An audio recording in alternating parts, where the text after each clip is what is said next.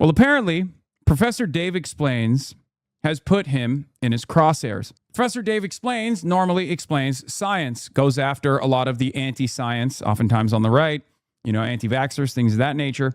But it turns out Professor Dave is now also doing a deeper dive into Epstein and his love of genocide. In an hour and 37-minute long video, let's take a look.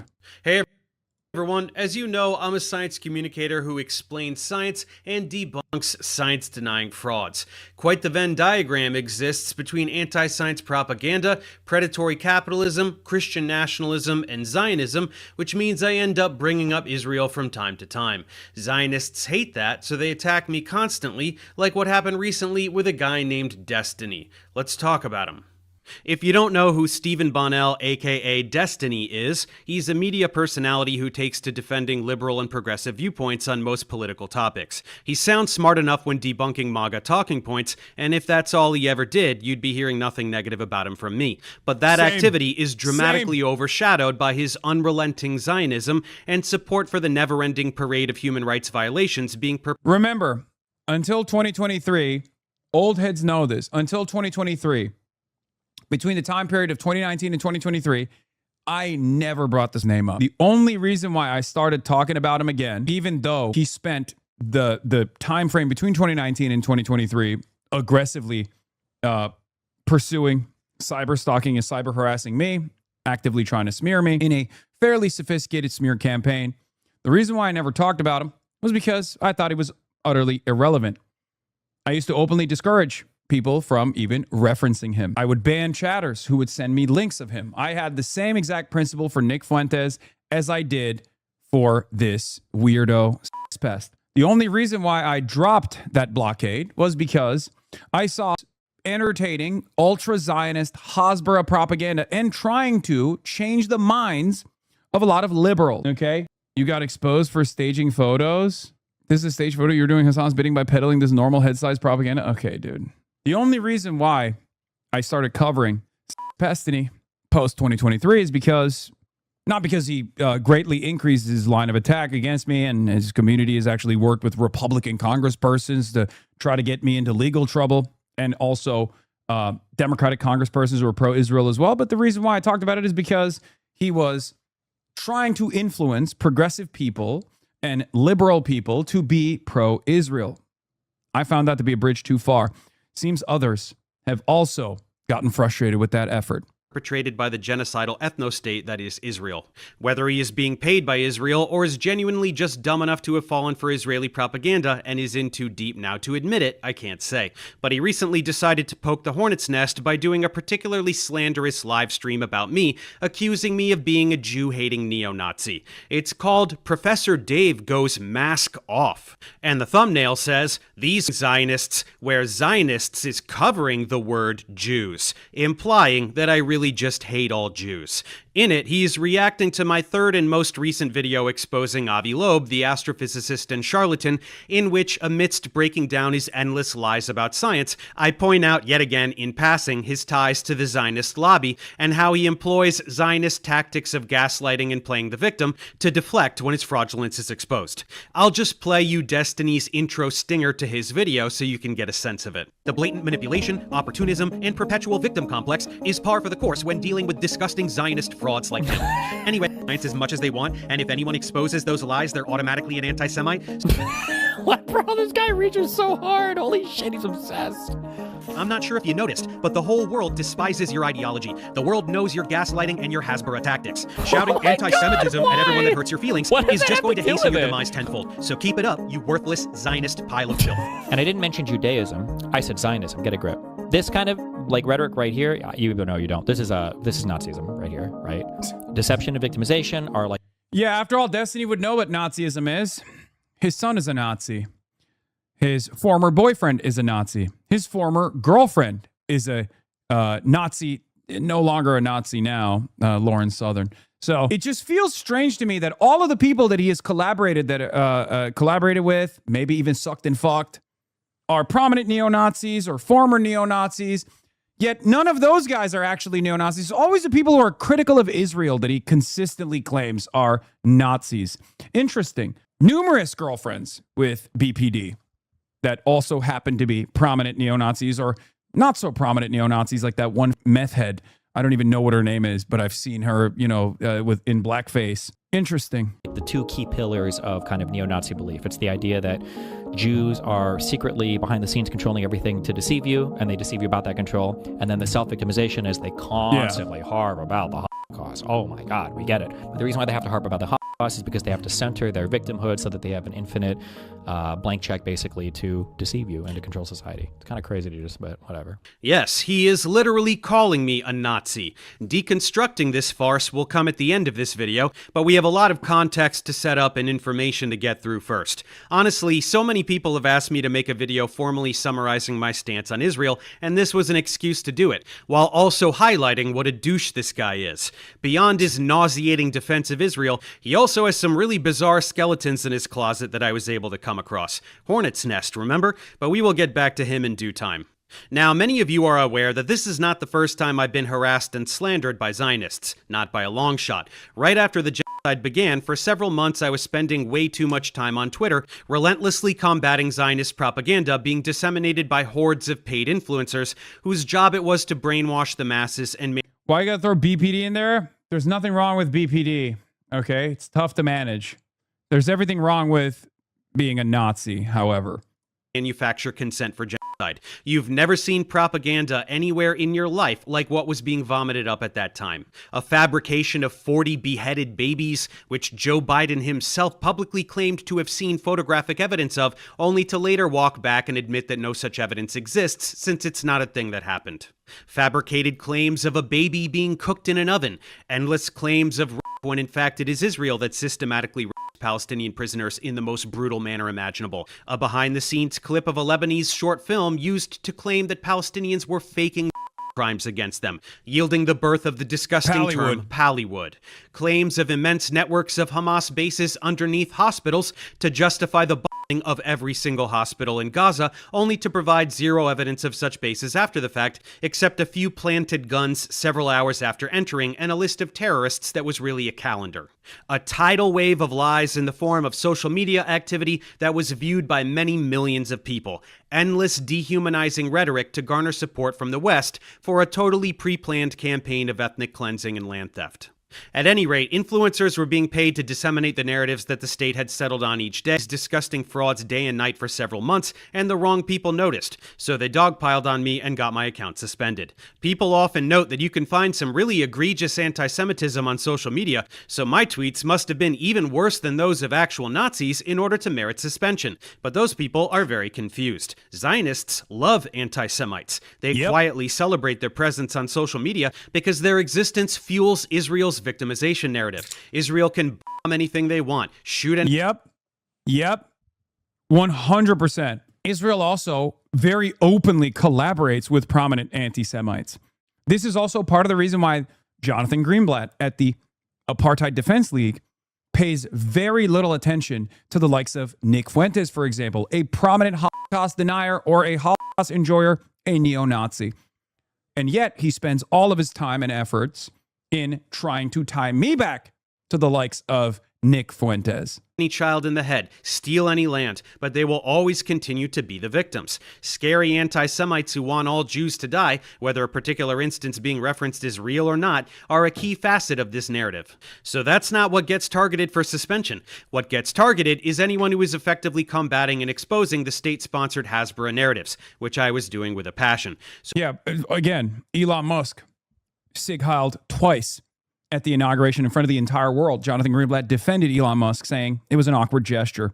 He's autistic. Let him go. Wonder why. So I was booted from the platform, which honestly was a relief more than anything else, as this activity was starting to take a toll on my emotional well-being, and then their campaign to smear me began.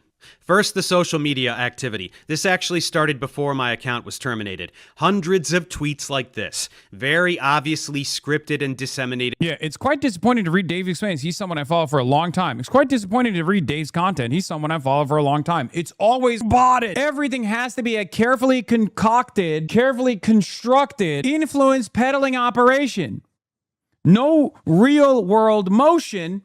It's always the same shit, always and forever. Oh, this is really, really disappointing.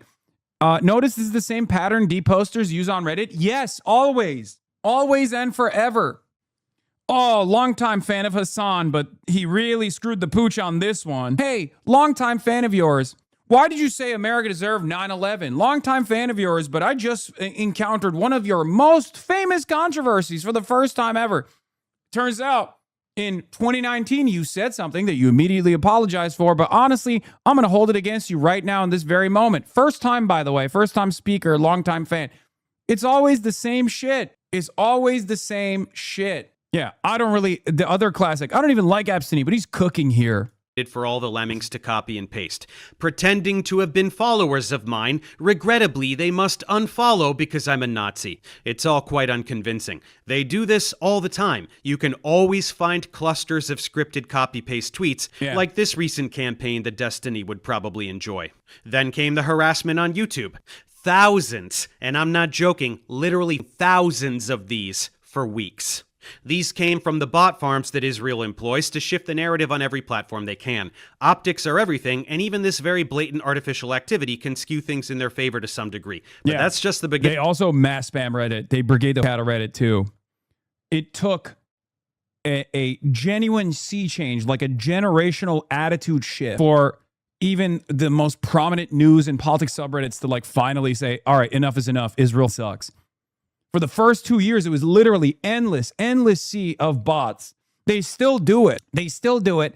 And given that, we are firmly within the dead internet theory universe now, it's just mostly bots talking to other bots. And if someone is dumb enough to encounter that conversation and get duped by it, well, sucks to suck for them.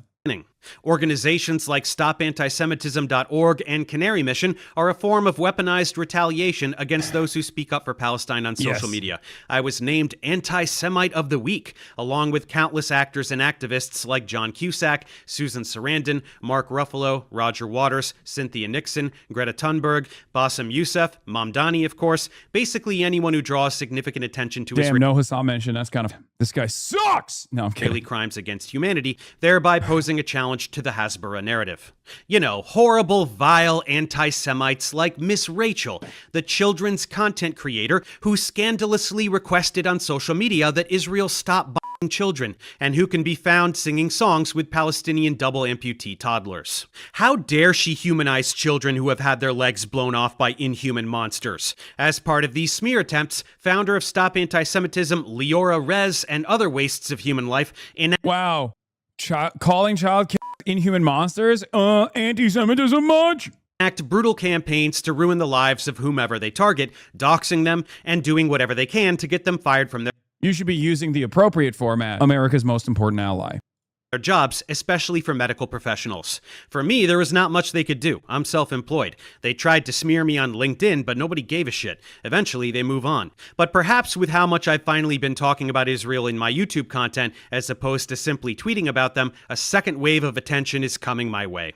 To demonstrate how no amount of criticism of Israel will ever be enough, we're going to talk a lot about how awful Israel is. Truly, they are the most potent force of pure evil in the world since the Nazis, ironically. In early May, they deranked FOMA for being leftist. Team, their visibility went from 8 million weekly visits to 2 million. The ability to post award posts and comments was disabled. Our visibility in community topics categories like celebrities and news vanished. We've been a community on Reddit for years with no issues, so we figured it was a glitch. Subreddit rankings, awards, and achievements are tied to the types of content featured in a community. If the posts and comments in a community are considered sensitive, the features may be disabled. Oh, yeah. It's because they're anti-Zionist and also because they're progressive. One of the largest Progressive subreddits in the entire platform, on the entire platform. Of course, they got deranked. The level of disdain they have for human life is beyond comprehension. Not simply the ability to murder tens of thousands of children like they're termites, but the delight they express in doing.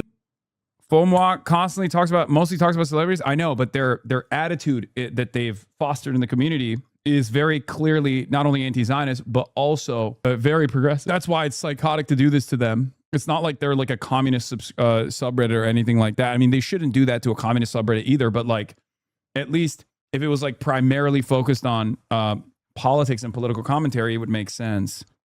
So, and the overwhelming support that is expressed by Israeli citizens for this genocidal activity. More than 80% of Israelis support the complete annihilation of the Palestinian people. It is a twisted, psychotic society that celebrates the destruction of innocent human life. They proudly announce it openly, their desire to wipe Palestinians and other Arabs from the face of the earth.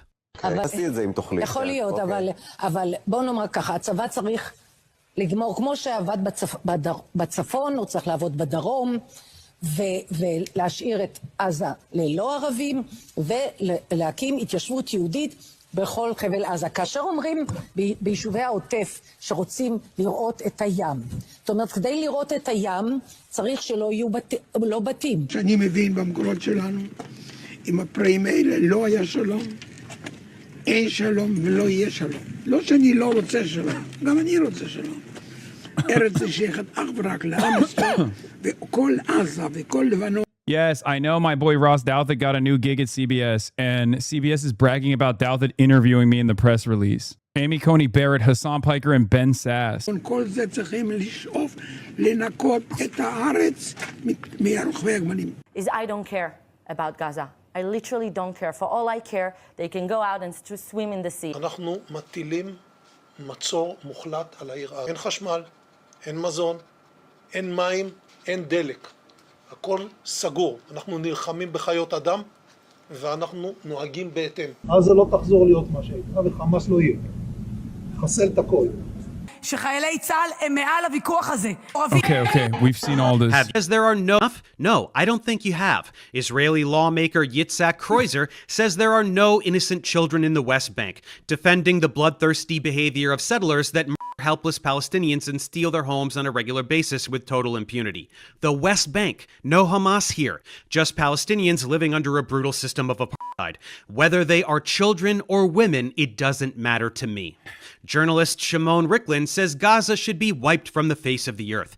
Journalist and politician Yinon Magal says it's time for Nakba 2, which means another massive wave of Palestinians and cleansing them from their territories to acquire these lands for Israel. Revital Gottlieb of the Likud party says, bring down buildings, bomb without distinction, stop with this impotence. You have ability. There is worldwide legitimacy. Flatten Gaza without mercy. This time, there is no room for mercy. Dude, it's good for his audience to see this stuff. I think it's really good that he spends an hour of this like hour and 40-minute video going through the details of why he has this level of enmity towards Israel and the ideology of Zionism. I welcome all YouTubers who have these sorts of feelings to, one, first do the research, and then to, secondly, reveal their position and explain exactly why. Okay? Oh, his wife is Palestinian? Okay, that makes a lot more sense. I've never seen a white boy with this much knowledge out of nowhere. You know what I mean? There are those out there who have this level of knowledge, but that makes a lot more sense now that you mention that. And yes, this is a huge YouTube channel. He's got 4.3 million subscribers. Yeah, he inherited secondhand swag. Okay, clearly. But this is not like a Noah Samson situation, right? This is a channel that primarily focuses on like science and things of that nature, does some short form stuff. Professor Dave is huge in the scientific communication field, one of the biggest channels. Yeah. Grifter tier list, 2026 expansion pack. I mean, Professor Dave is also just generally smart. It's crazy that championing basic scientific literacy is now seen as a leftist position. I mean, have you looked outside? It kind of makes sense. I mean, he also brought it up where he was like, look, I don't normally talk about politics, but like, obviously, because I debunk a lot of the anti-science initiatives, I happen to criticize a lot of right-wingers with regular frequency, and even capitalism as well. It makes sense. The more literate you are, the more educated you are, the more pro-science you are, of course, you're going to inevitably arrive at the conclusion that the current organization of the economy is actually is causing great harm to further scientific achievement and research. Donald Trump and the MAGA manifestation is obviously a great example of this, right? They've cut resources to the National Institute of Health, to a lot of the public grants that public research requires. So that makes a lot of sense. And primarily, a lot of these psychos are right-wingers, evangelical Christians, and sometimes Zionists as well. So that makes sense that he arrived at this conclusion. You think this hatred is reserved only for Palestinians? Think again. Israeli Minister of National Security Ben-Gvir says that for every tear of an Israeli mother, 1,000 Lebanese mothers must weep. All of Lebanon must burn. Are you listening? All of Lebanon must burn? This is not Israel-occupied Palestine. This is a sovereign nation with territory that Israel has lusted after since its inception, and which it is currently successfully stealing. But back to Gaza, Israeli military official Eliyahu Yassian says there is no population in Gaza. There are 2.5 million terrorists. There is no meaning to giving them warning missiles. Israeli politician Moshe Feiglin states outright that Hamas is not the enemy. It's every child in Gaza. I mean, that's Moshe Feiglin is one of those guys that has his own Wikipedia page that literally says Hitler controversy as an entire paragraph dedicated to it, because he has had numerous instances where he has said he likes the Nazis. Again, Jewish Israeli politician with his own pro-Hitler controversy section on his Wikipedia page. Every child, toddlers, babies. Babies are terrorists. Anyone who would say this is a sadistic monster. There are entire databases filled with hundreds of instances of very clear incitement to genocide. They openly announce that they intend to commit genocide, not just random nut jobs on social media. Israeli officials, legislators, military personnel, decision makers, they all state this openly. Wait, what? Destiny justifies a far-right Israeli politics code claiming there are no innocent children in Jenin, West Bank, while reacting to Professor Dave's video appears to argue that children aren't innocent in specific areas. A lawmaker from the far-right Otzma Yehudit party told the Knesset on Wednesday that there are no innocent civilians, no innocent children in Jenin, I think they might call this. Okay, so this is a fairly unhinged quote, but like this Jenin is known as a place that you shouldn't go because you'll probably get killed. Like even our Palestinian tour guide that was willing to take us to Nablus wouldn't take us to Jenin. That's like, I'm not saying that that's that it's an acceptable quote, but that's like I think a seat is like one of the most like. The same argument they claim you made about settler children. So much projection for these guys. Yeah, ironically enough, one of the big early Hasbro initiatives was to claim that I said that there are settler babies that are valid military targets. I was actually making the opposite point. I was making the opposite point to Ethan Klein. And yet that quote got blasted everywhere. I wonder if people will feel the same way about Destiny's current, in 2026, literally happening right now in real time, defense of there are valid children targets in a place like Jenin. You're going to get rocked if you go to this place. So it's probably more specific to this area. Again, still like not the best quote, but a little bit different than saying all children in the West Bank are. Yeah. What? It is interesting to me what goes a long way on the internet. You know what I mean? Like what goes to all the subreddits, gets brigaded, gets repeated by fucking right-wing charlatans and apolitical centrist charlatans to present someone like myself of being in support of killing children, when I have the exact opposite take of killing children. I want no children to be killed. It's interesting. It's interesting when Asmongold or Destiny or these other guys who are pro-Israel, when they say unhinged shit, justifying the murder of children, justifying the genocide of Palestinians, how far that goes on the internet in those exact same circles, in those exact same organs of propaganda. The desire to completely wipe out the Palestinian population. Take a second and read this crap. This is a drop in the bucket. You listen to any of these assholes for long enough, you get some shit like this about human animals, or Amalek, who their God commanded them to destroy in the Torah, or whatever other rhetoric they can think of to justify the extermination of an entire race of people. Just like the Nazis did to the Jews in calling them vermin, parasites, rats, whatever they could do to dehumanize them. It's identical. They proudly announce genocidal intent and then later deny the actualization of that intent when accused of the genocide they are committing, gaslighting the world with rhetoric about how the IOF is the most moral army in the world, rather than the reality that they are actual terrorists. Here's Israeli Minister for Social Equality announcing how proud she is of the ruins of Gaza and that every baby 80 years from now will tell their grandchildren what the Jews did. They take pride in the complete annihilation of a people. אני אישית גאה בהריסות של עזה, ושכל תינוק, גם עוד 80 שנה מהיום, יספר לנכדיו מה עשו היהודים. And you don't have to take the word of officials. You can ask the soldiers themselves. They proudly brag about children they've killed. We are looking for babies, but there is no babies left. What babies? Say that again. Say it again. No, maybe I killed a girl, she was 12, but I'm looking for a baby. Do you like Palestinian children? Yes. Does it make you feel good when you bomb a hospital? Really? Yes. You guys kill children in Lebanon, is that okay? Yeah, this is okay because in Hamas, What about the children, the babies? the baby is good to. Really, in Lebanon? Yes, in Lebanon, in Gaza, in Iran. Really? It's okay to kill babies in Iran? Yes, yes. It's And okay. in Gaza? Yes. And in Lebanon? Yes. You really believe that? Yes. Really? Have you ever killed any Palestinians? Have you ever killed any Palestinian children? How many? I don't know. You don't keep track? No, but I.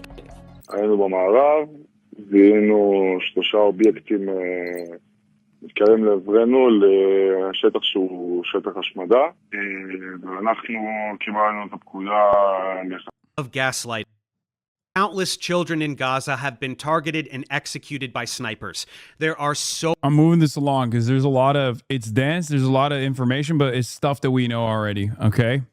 I still want to hear his perspective on it, but this community is probably the one community where we have watched this unfold in real time and are very knowledgeable many on accounts it already. from both local and international But you guys should 100% watch this video as well.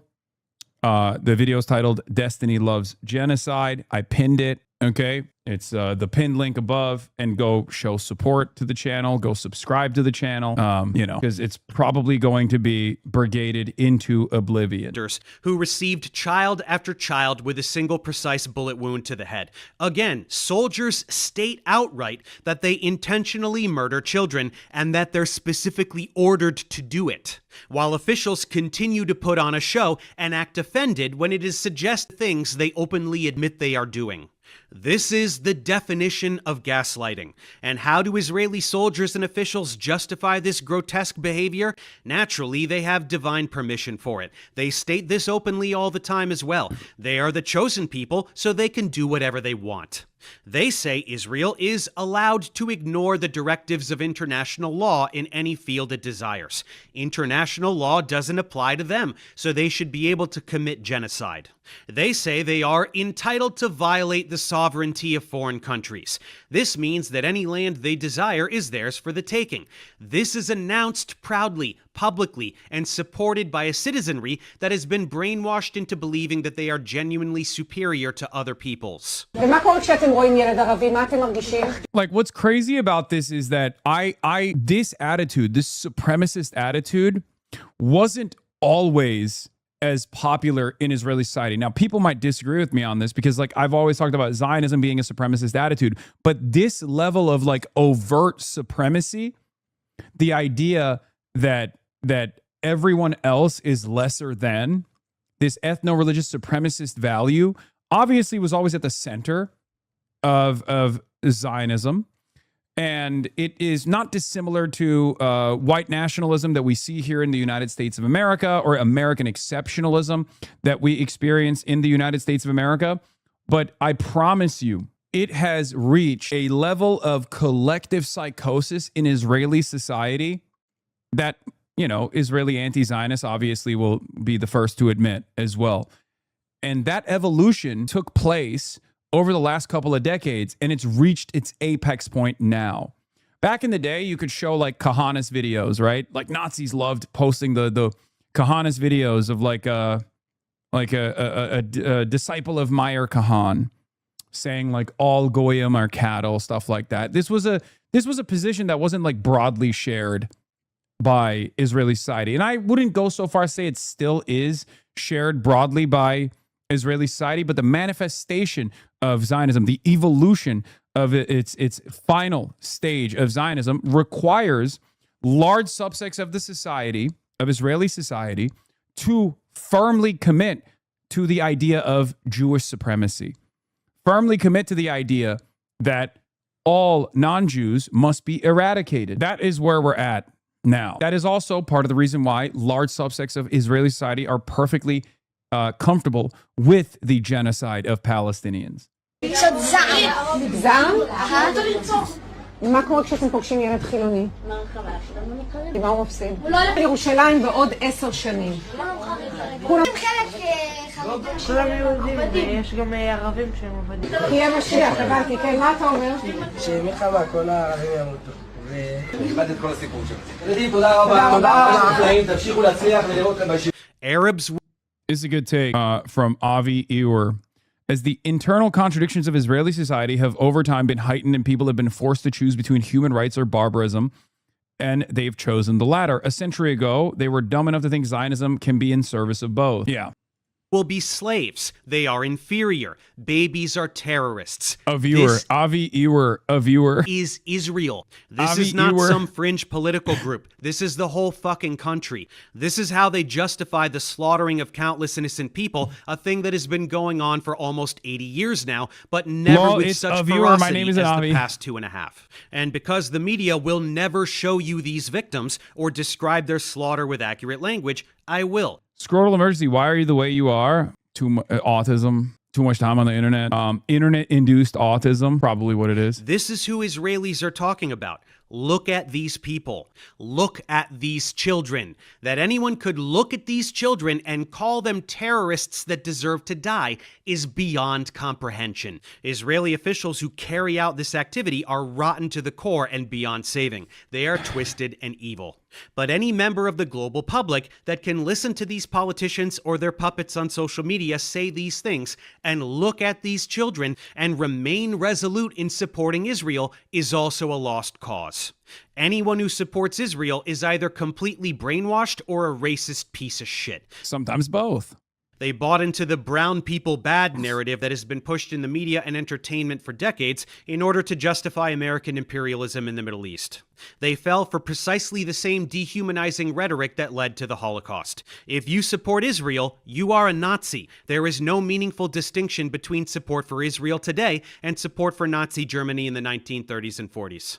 Given the age we live in, the horror show that is this genocide can be viewed by anyone with the courage to see it. It is the first genocide in history that has been broadcast globally in real time on a daily basis. It is undeniable unless you deliberately look away. So-called liberal Zionists, which is an oxymoron, are in denial of this reality. Their everyday lives consist of endless mental gymnastics to avoid witnessing the carnage. True. Their social media feeds are filled with propaganda peddlers convincing them that none of it is real. Genocide isn't real. If you don't go and look at it yourself. Yeah, this is this kind of immigration is happening way more frequently in Israel as well. Ideological immigration from researcher Haggai Agmon Shnir is behind a raft of initiatives to promote tolerance between Israelis and Palestinians, but he now has a one-way ticket to Italy. For him, Israel has become hopeless.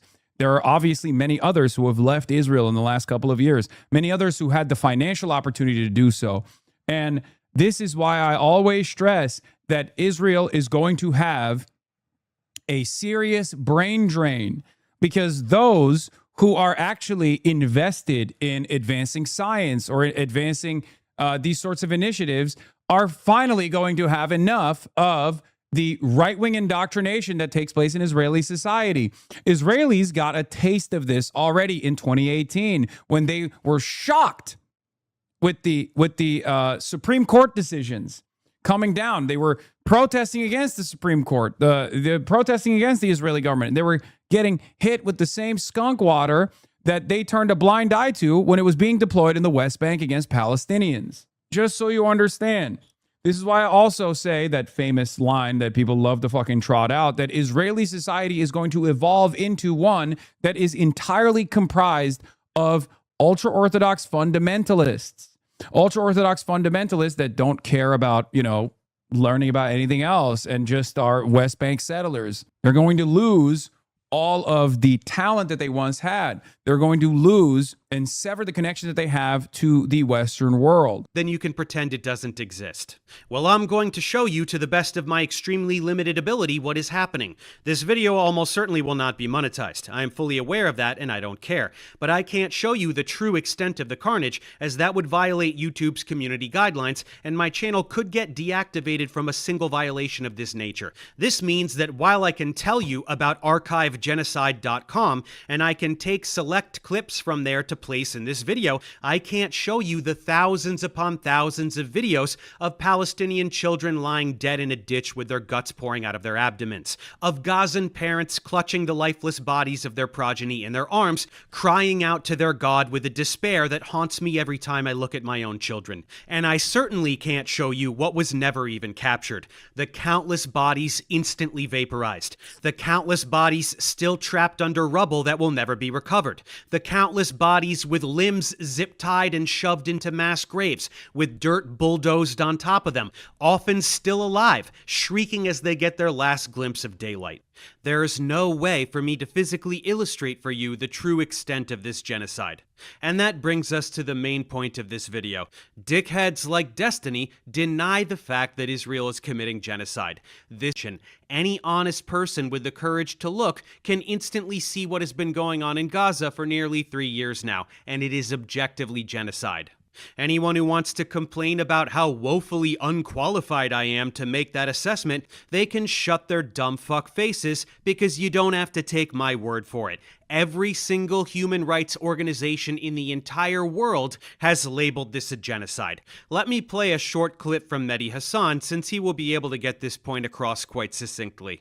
Gaza has been cut off from the world for almost 3 years and subjected to war crimes, ethnic cleansing, genocide.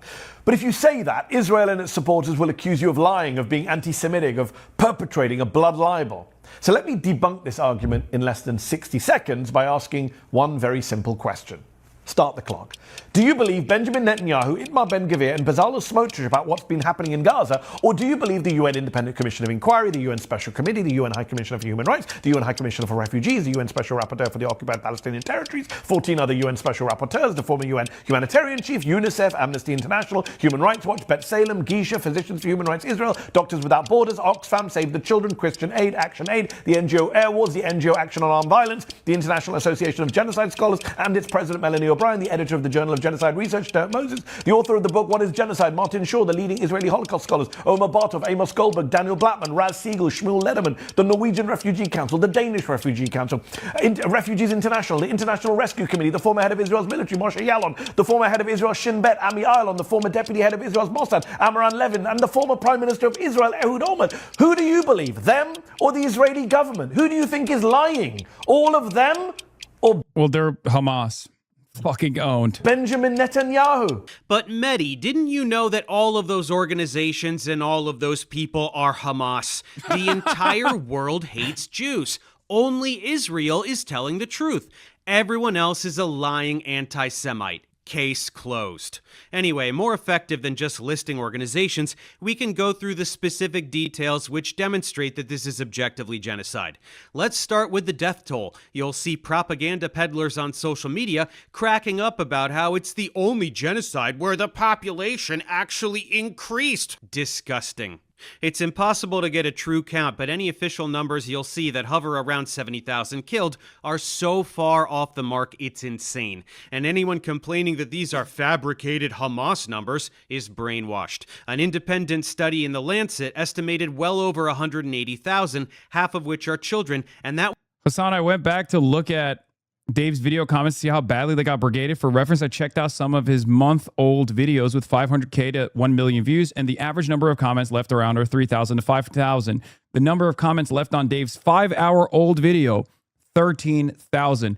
And this video obviously is probably going to go very viral, but It's only been up for 7 hours. It only has 143,000 views so far. It's got 12,000 comments, which means it's being brigaded into fucking oblivion. I said, here comes the brigade. I hope you know that these people are mindless drones and not representative of the real world in any way, shape, or form. I said this 4 hours ago. I didn't even fucking realize how much ball Disgusting. Dave knew already. I hadn't watched the video yet. Remember, guys, Professor Dave does not have any nukes or is not planning to build one. I mean, mostly people are being nice. But if you go to newest, I assume there's probably, offered a debate between you and Destiny and you declined. Destiny said he'd owe you a debate on this topic. Why are you refusing if you're correct? Professor Dave is about 2 weeks away from getting nukes. Both of you call out disinformation on the right, but you obviously can't handle talking with someone you self-admittedly mostly agree on most issues. If you can debate flat earthers and anti-vaxxers, you can handle a YouTuber, I'd think, or you're a pussy. There you go. Another loser debate, bro. Everything is content for these people. I assumed Destiny's also watching this. That's why all of his fucking mindless drones are all up and down the comments being like, you got to debate, you got to debate, you got to debate, you got to debate, you got to debate my ultra-Zionist pro-genocide daddy. It's impossible to get so far off the mark is brainwashed. An independent study in The Lancet estimated well over 180,000, half of which are children, and that was in July of 2024.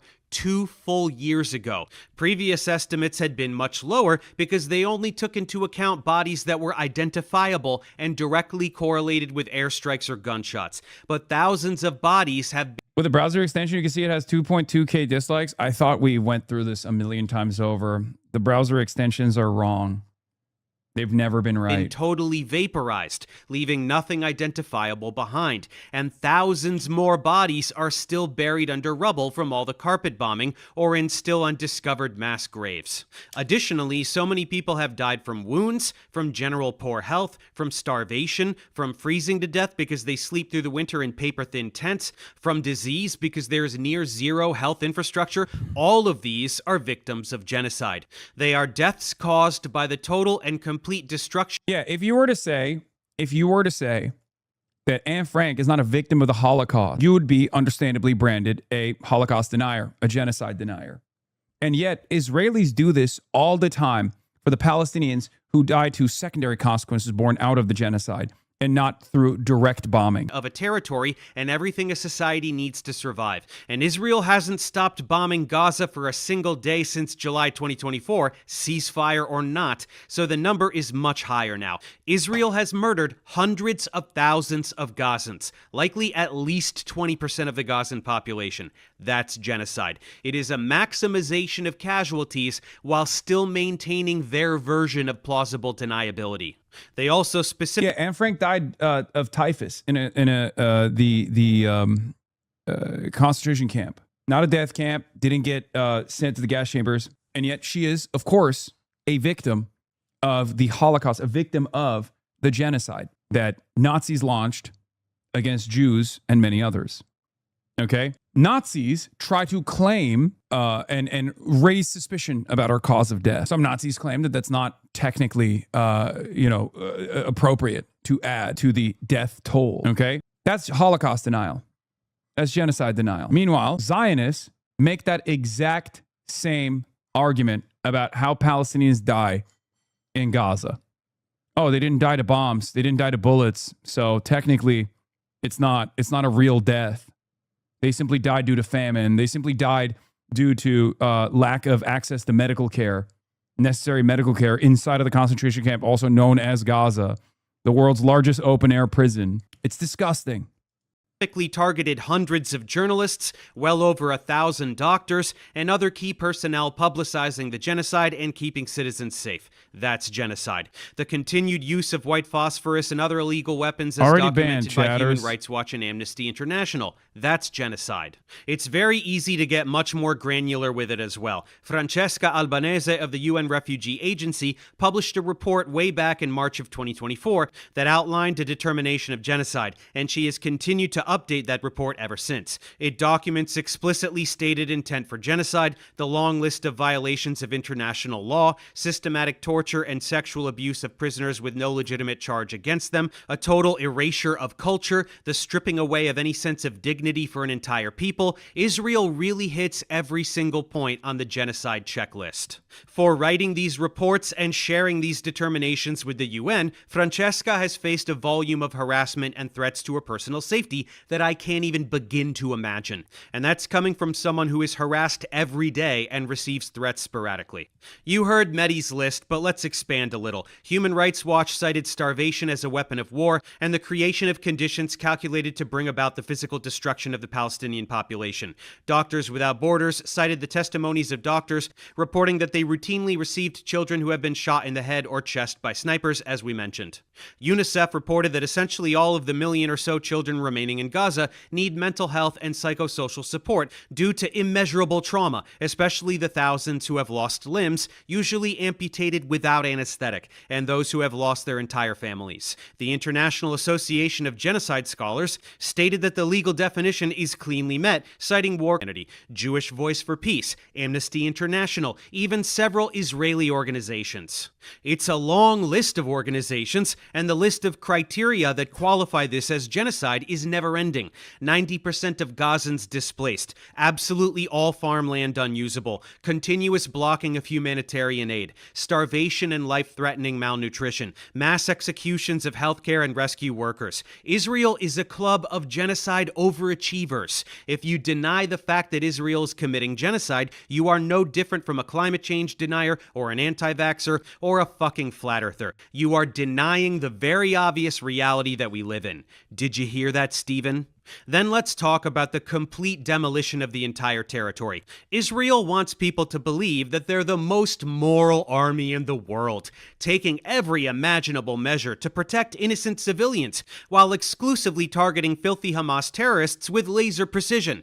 This is total horseshit. I mean, again, they proudly announced that they want to murder every last child in Gaza, so anyone who believes them when they say the opposite is a moron. But more importantly, there objectively is no precision whatsoever to the destruction in Gaza. More than 78% of Gazan infrastructure has been demolished by relentless carpet bombing. Every hospital, every school, every bakery, every city demolished. Once refugee tent camps were set up, they bombed those too. They tell them to evacuate even though they have nowhere to go and then bomb them anyway. They give them safe routes to evacuate and then bomb the safe routes. They designate safe spaces and then bomb those too.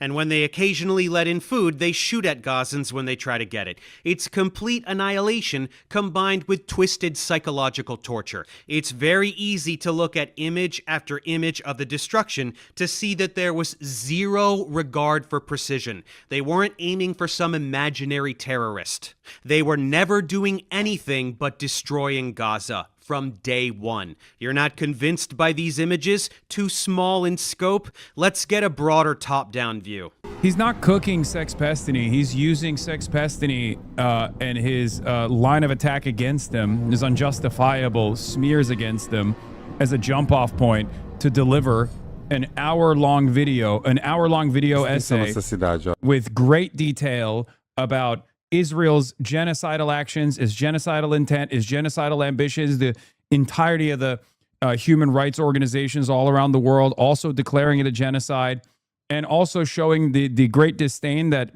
broad subsects of Israeli society have towards Palestinians, towards victims of Israel's endless appetite for death and destruction. It's a very smart and very good way to deal with it. Uma cidade normal, né? Tá cheio de pessoas, avenidas, cheia de construção. Entire town. This has nothing to do with terrorism. This has nothing to do with Hezbollah, whose label of terrorist organization is laughable to begin with. Hezbollah and any other group that is labeled terrorists by Israel are simply people desperately defending themselves against Israeli terrorism. Goat status. My man. Hezbollah formed as a direct response to the Sabra and Shatila massacres, for example. Israel is the... Luckily, Dave is not. Dave is white enough. He's Italian, so he won't get hit with the same fucking Hasan loves terrorism shit for just delivering basic objective analysis about how Hezbollah was formed, why it was formed, how it operates. So much of the motherfucking conversation around this issue literally is just, oh, dude, you love Hezbollah. You love Hezbollah. You're wearing the Hezbollah colors on your tie, as a matter of fact. You're a terrorist. You're a terrorist. It's the most commonly deployed thought terminating term. No one ever wants to discuss why Hezbollah is formed, how they operate, what they're doing. Are they actually working within the confines of international law in many instances when they're defending their land against the illegal Israeli occupation? Aggressor state, slaughtering anyone they please, and anyone who stands in opposition to that is labeled a terrorist. These groups are the rebellion in Star Wars. Israel is the fucking empire. Do you think Emperor Palpatine would label Luke Skywalker a terrorist? Of course he would. Supporting Israel is like rooting for the fucking Death Star. Israel developing space lasers. But again, this level of destruction has nothing to do with Hezbollah or any other supposed terrorist group. This is demolition. This is an erasure of a people, their lives, their culture, to make room for Israeli expansion.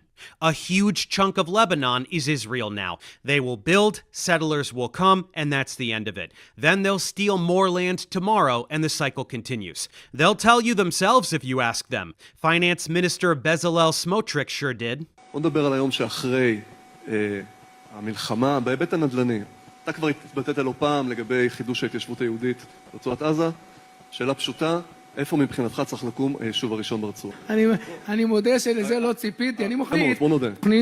יש תוכנית עסקית שנבנתה על ידי האנשים הכי מקצועיים שיש, שנמצאת על השולחן של הנשיא טראמפ, בוננזה. אגב, אני התחלתי משא ומתן עם האמריקאים, ואני אומר את זה לא בצחוק עכשיו, כי אני גם דורש, הרי אנחנו שילמנו המון כסף על המלחמה הזאת, אז אנחנו צריכים להתחשב, לא בצחוק.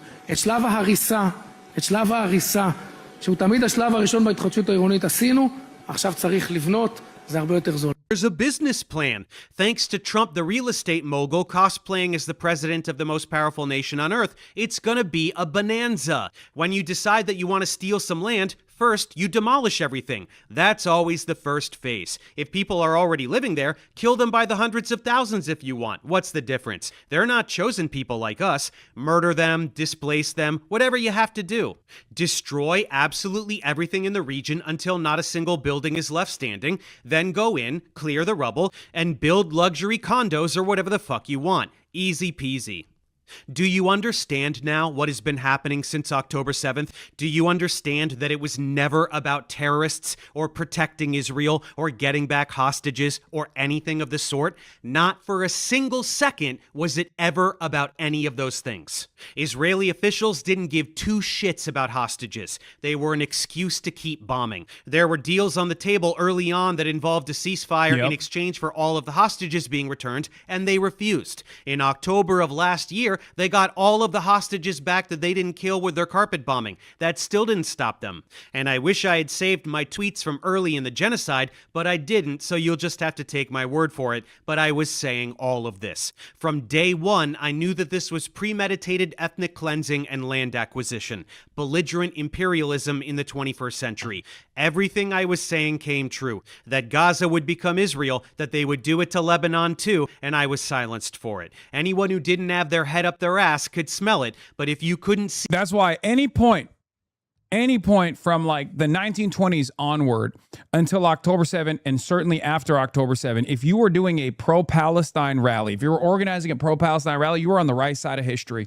The idea that like, oh, October 8th is far too soon to have a fucking pro-Palestine rally is ridiculous, because October 7 did not happen in a fucking vacuum.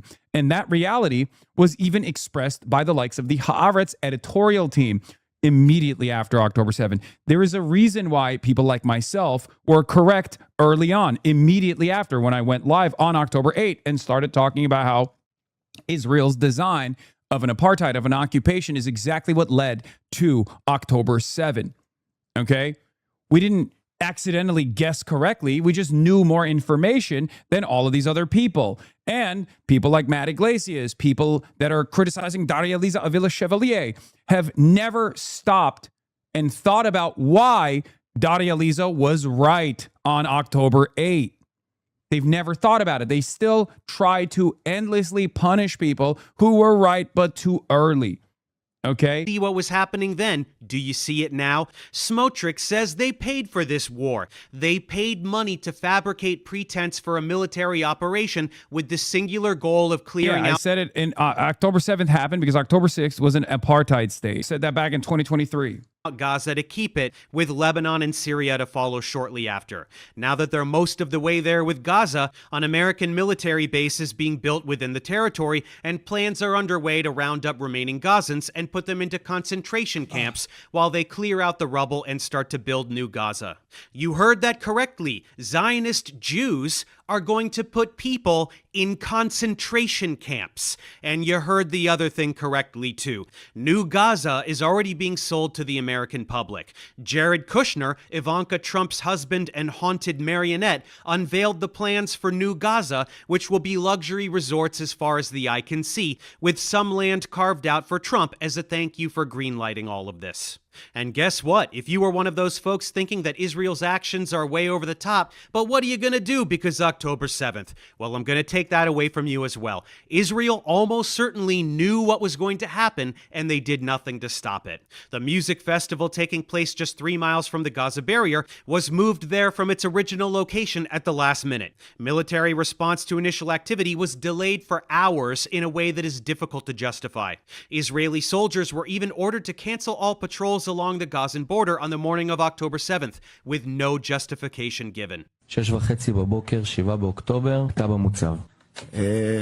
אצלנו ה-7 באוקטובר מתחיל רקט מרגמות בגדוד 13, גולני, ובאותו לילה אני, יותם סרור, הסמל שלי תמר בן יהוד, שלושתנו עושים לילה לבן.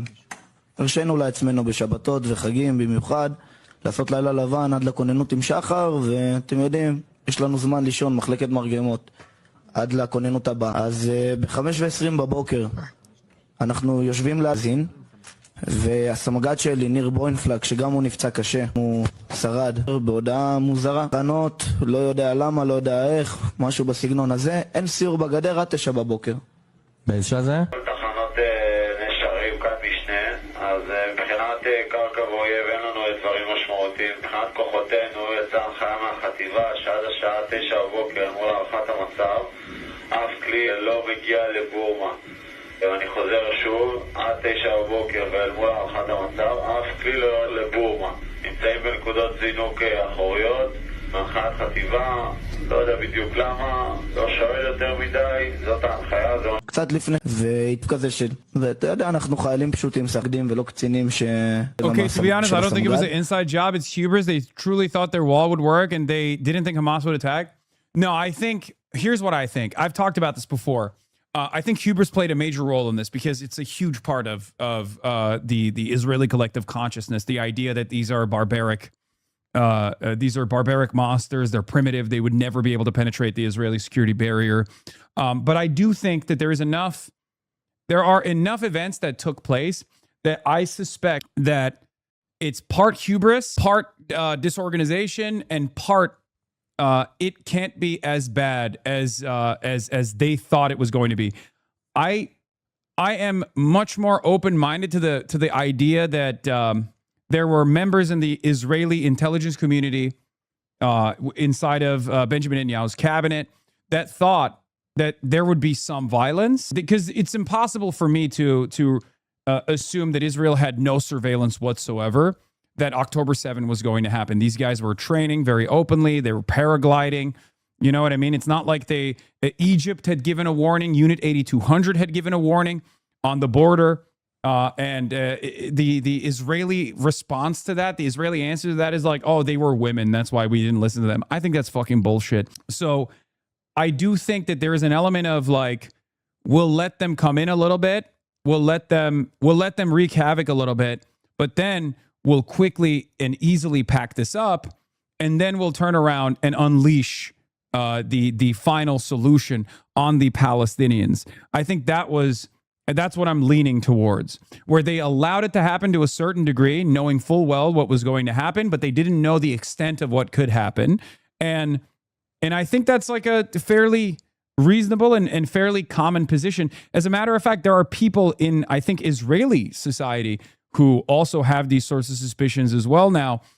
considering that there have been numerous lawsuits about the organizers of Nova Festival for adding an additional day to Nova Festival, October 7 being the additional day to Nova Festival, the lack of security around Nova Festival as well, going into the West Bank, how this all happened. So I think that like my assumption on this, again, this is purely speculative, but my assumption on this is at this stage, it's mostly hubris, it's mostly supremacist ideology that the Israeli security forces thought this would be a sufficient justification to do the final solution on the Palestinians, but it would never be 1,200 Israelis, including 400 soldiers and 800 civilians that were killed, some of which were killed by the Israeli security forces themselves with the Hannibal Directive, as we know.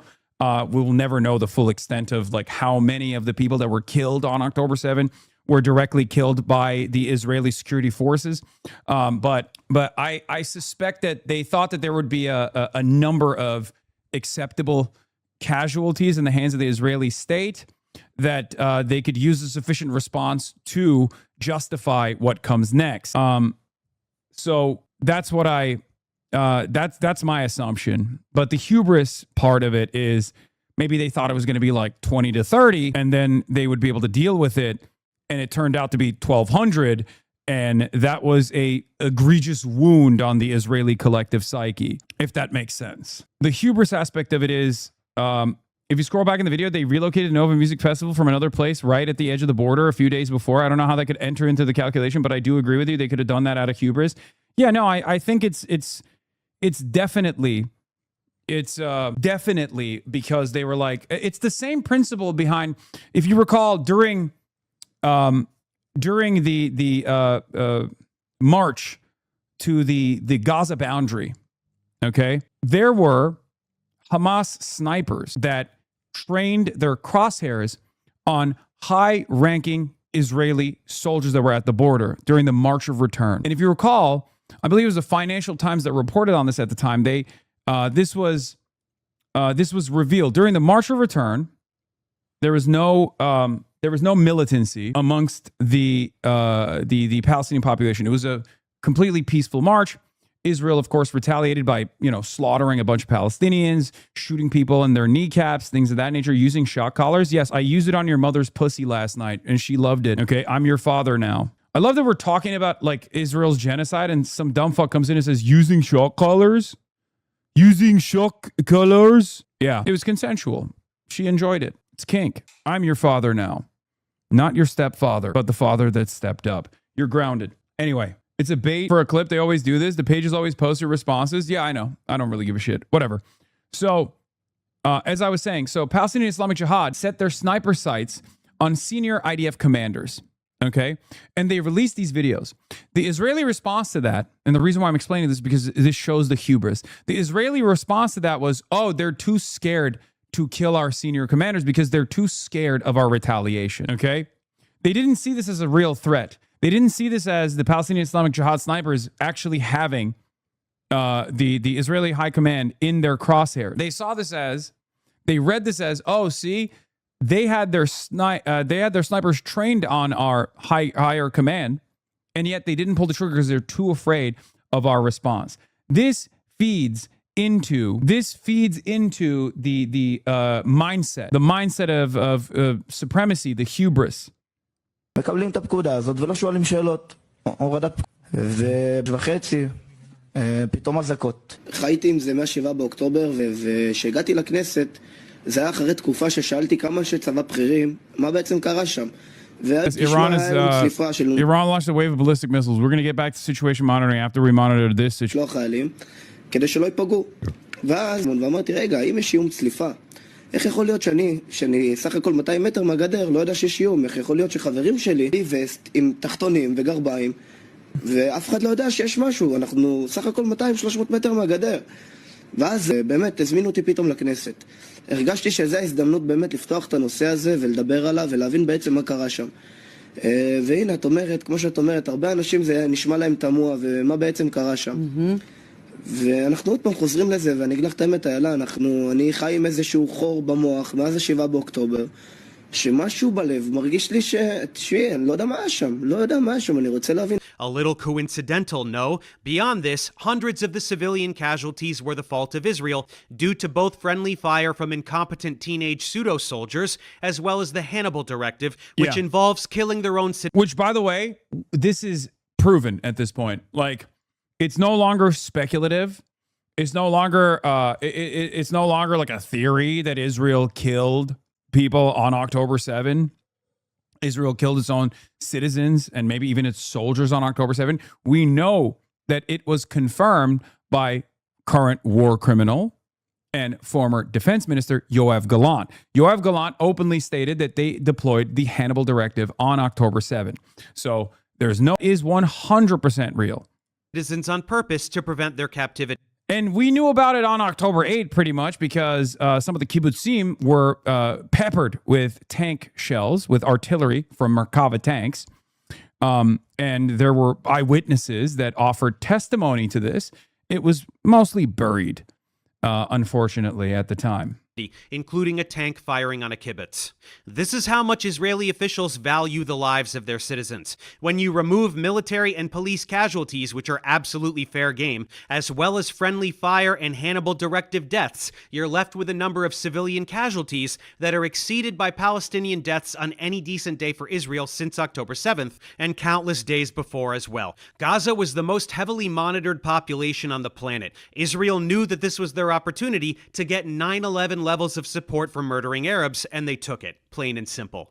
Now, if you thought that Israel was only a menace to its Middle Eastern neighbors, think again. Israel is a threat to the United States and every single American too. Let's go over the countless ways that Israel is specifically... Netanyahu said that when he became aware of the Hamas attack on October 7, he ordered that the border be closed immediately. Newly released documents prove that he lied. One, he was first aware of the attack at 6:30 a.m. when he received the call. The scale of the attack was unknown and no such order was given at the time. Later, WhatsApp logs show that no such order was given in the coming hours. At 9:55 a.m., the head of Shin Bet asked, "Did we seal the border with Gaza?" Because I was very concerned that they would take hostages. Netanyahu said that at this point, he ordered the border closed, but there's no evidence of that. By 10 a.m., it was clear that there was a serious danger that kidnapping would occur or had occurred. That is when the Air Force started to enact the Hannibal Protocol. But the Air Force cannot close a border. Only at 1 p.m. did the IDF Chief of Staff finally order the border closed. By then, the crisis could not be halted. If so, why did Netanyahu lie? Why didn't he order the closing of a border even when advised that hostage-taking was very likely? Why wouldn't he allow an investigation into the matter? These are very good questions. I do think that there was, an element of assumption that it wouldn't be as bad as it became for Israeli society. And there was definitely prior knowledge that this was inevitably going to unleash. And they thought they could use it as to mount a genocidal response with the rest of the world, totally turning a blind eye to the ruining the U.S. Let's start with some recent news. Israel is trying to force the United States to formally merge the American and Israeli militaries. Did you hear what I just said? There's video evidence of Ben Gvir of that morning. Yeah, October 7, 2023, early morning, Israeli Police Command Center. Strike Gaza, break it apart, along with the soldiers who got abducted. In the first hours of Operation Al-Aqsa Flood, while conversing with Israel's police chief, Kobi Shabtai, another senior officer, calls to implement the Hannibal Directive and destroy Gaza along with the Israeli captives. Minister Itamar Ben-Gvir later arrives and orders to stop filming the meeting. This was aired on Channel 12 on February 12th, 2026. We have so much evidence that the Hannibal Directive was ordered on October 7th. There's direct evidence right here of some of the security forces openly talking about implementing it. Israeli officials are trying to force America to merge its military with the military. The Hannibal Directive is the Israeli military doctrine that dictates that it's better to kill your own civilians and your own soldiers if they are held captive by Hamas. Because of the imbalance within Israeli society, born out of supremacist values, that any kind of hostage exchange would require 1,000 Palestinians to be released for one captive Israeli soldier, as it's happened in the past. This is how Yahya Sinwar was released, ironically enough. Israeli military doctrine dictates that once the Hannibal Directive is issued, the Israeli soldiers, the Israeli Air Force can bomb the positions where Hamas have taken Israeli soldiers or Israeli civilians captive and murder the Israeli captives rather than allow for Hamas to negotiate with those captives. This is part of the reason why Israel actually directly murdered a bunch of Israeli captives in the process. And there are first-hand testimony from the Israeli captives themselves that Hamas militants and Palestinian Islamic Jihad militants would put their bodies on top of the Israeli hostages to save their lives during some of the most intense periods of Israeli bombing, because a live and alive Israeli hostage was far more valuable to Hamas. This is why I always said over and over again, the idea from Israeli side that that Hamas were just like slaughtering the Israeli captives, or they took hostages just so they could torture them inside of Gaza, was ridiculous. Why the fuck would they do that? The goal was to negotiate with the apartheid state. Military of a foreign country, the one committing genocide. Moving from aid to partnership is how Bibi tried to sell it on Fox News, and even the Fox News puppet, anchor, said, "It certainly brings up some issues of sovereignty, but we'll have to work that out later." While you're sitting there thinking about how incredibly fucked up this is, let me explain how it's way more fucked up than that. First, you know all those billions of tax dollars that we send to Israel every year, the ones that are used to murder children? Now that money will not require congressional approval. It's just part of the federal budget that the executive branch can arbitrarily provide at any time. This already exists in many ways within the Pentagon. This is a similar program that already exists as how Israel gets all of its jet fuel for the F-35 fighter jets and numerous other fighter jets in the Israeli Air Force. They purchase from us, sometimes with our money. So this already exists to a certain degree. The Tamir Interceptors, the Iron Dome program, is a joint merger cooperative program. It is already an aspect of the American collaborative agreement that we already have with Israel. Okay, so the joint merger already exists. This is just increasing the merger. It's making the merger deeper, so that it's more difficult to demand an arms embargo. And in any amount. Next, the government is trying to bring back the military draft. If that were to happen, soldiers would be forced to fight for Israel. That would mean that young Americans could be drafted against their will and forced to go murder Arabs for Israel, while also potentially just getting murdered by Israel themselves via the Hannibal Directive. And finally, this move would make the Pentagon totally dependent on Israel. Israeli AI systems would be integrated into all the highest classification functions of the U.S. military. So no American intelligence could be withheld from Israel, including that on its own citizens, and any attempt to defy Israel's wishes by any future president could be regarded as a military coup. I need you to really wrap your head around the treachery here. Israel is another country, a totally separate country from this one. If it were suggested that the American military merge with that of Switzerland, that already would be fucking insane. Now replace Switzerland's army with a literal terrorist organization that rapes and tortures and murders civilians every single day to expand the borders of a colonial ethno-state that violates international law. This is not a dystopian novel. This is real life, and it is happening. Zionists in Congress are trying to sneak this bill through as part of a defense spending bill. This is happening because public opinion is so firmly anti-Israel that Israel has to find ways to thwart the public and entrench itself in the American power dynamic in ways that will be nearly impossible to undo, no matter how much we protest and boycott. This is a hostile takeover of the American government by a foreign entity. This is Netanyahu trying to place himself formally in charge of aspects of the American government. Every politician supporting this motion is guilty of treason, and nobody's doing anything about it. What's next? Well, it is common knowledge that Gaza is a testing ground for experimental weapons. New weapons are routinely tested on Palestinian guinea pigs. Who will they be used on next? Whoever Israel wants, including American citizens. The techno-fascism that is taking over the American government is nearly indistinguishable from the Zionist lobby. Take a look at Palantir, co-founded by Peter Thiel and Alex Karp. Viewers of my channel need no introduction to Thiel. He's a disgusting gremlin who directly finances an overwhelming percentage of the... Also, this is who JD Vance is a blood boy to, just so you know. These guys did get their hand-selected pick inside of the White House. That's who JD Vance is. He is responsible for every aspect of JD Vance's political career and was able to quickly elevate him from Ohio Senate to the White House. So just remember that. The anti-science propaganda I debunk, whether coming from puppets like Eric Weinstein or Christian theocrats promoting intelligent design. CEO Karp proudly describes himself as the most publicly supportive CEO of Israel. And it's really funny because Alex Karp is also half black, and he never talks about that. And I don't know why, for those of you who didn't know. Did you guys know that? Yeah. Light-skinned discourse nuke? That's crazy. Dude. Or is he a quarter? I thought he was half, but he might be a quarter. Dude, this is where... Dude, I swear I'm not racist, okay? I know this is where you guys find out about people being black when you're like, there's no way, like Andrew Tate. Tate is also black. Andrew Tate is half black. It's true. Andrew Tate is from Gary, Indiana, originally. Never shuts up about how awesome Israel is. Thiel is right there with him. Palantir has a strategic partnership with the Israeli Defense Ministry, providing AI models for the IOF.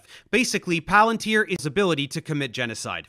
Guess what else Palantir is up to? Huge contracts with the Department of Homeland Security to give ICE the exact same tech that Israel uses in order to perform its own human rights violations, while also lending its tech to federal agencies who use data mining software to aggregate information from every single American. Palantir is a major entity pushing us towards an Orwellian police state here in America. More on that in a moment. Let's see, who else? Elon Musk. He has a direct relationship with Bibi. Agreements with Israel regarding Starlink. AI collaborations. Plans for an Israel-exclusive autonomous Tesla rollout.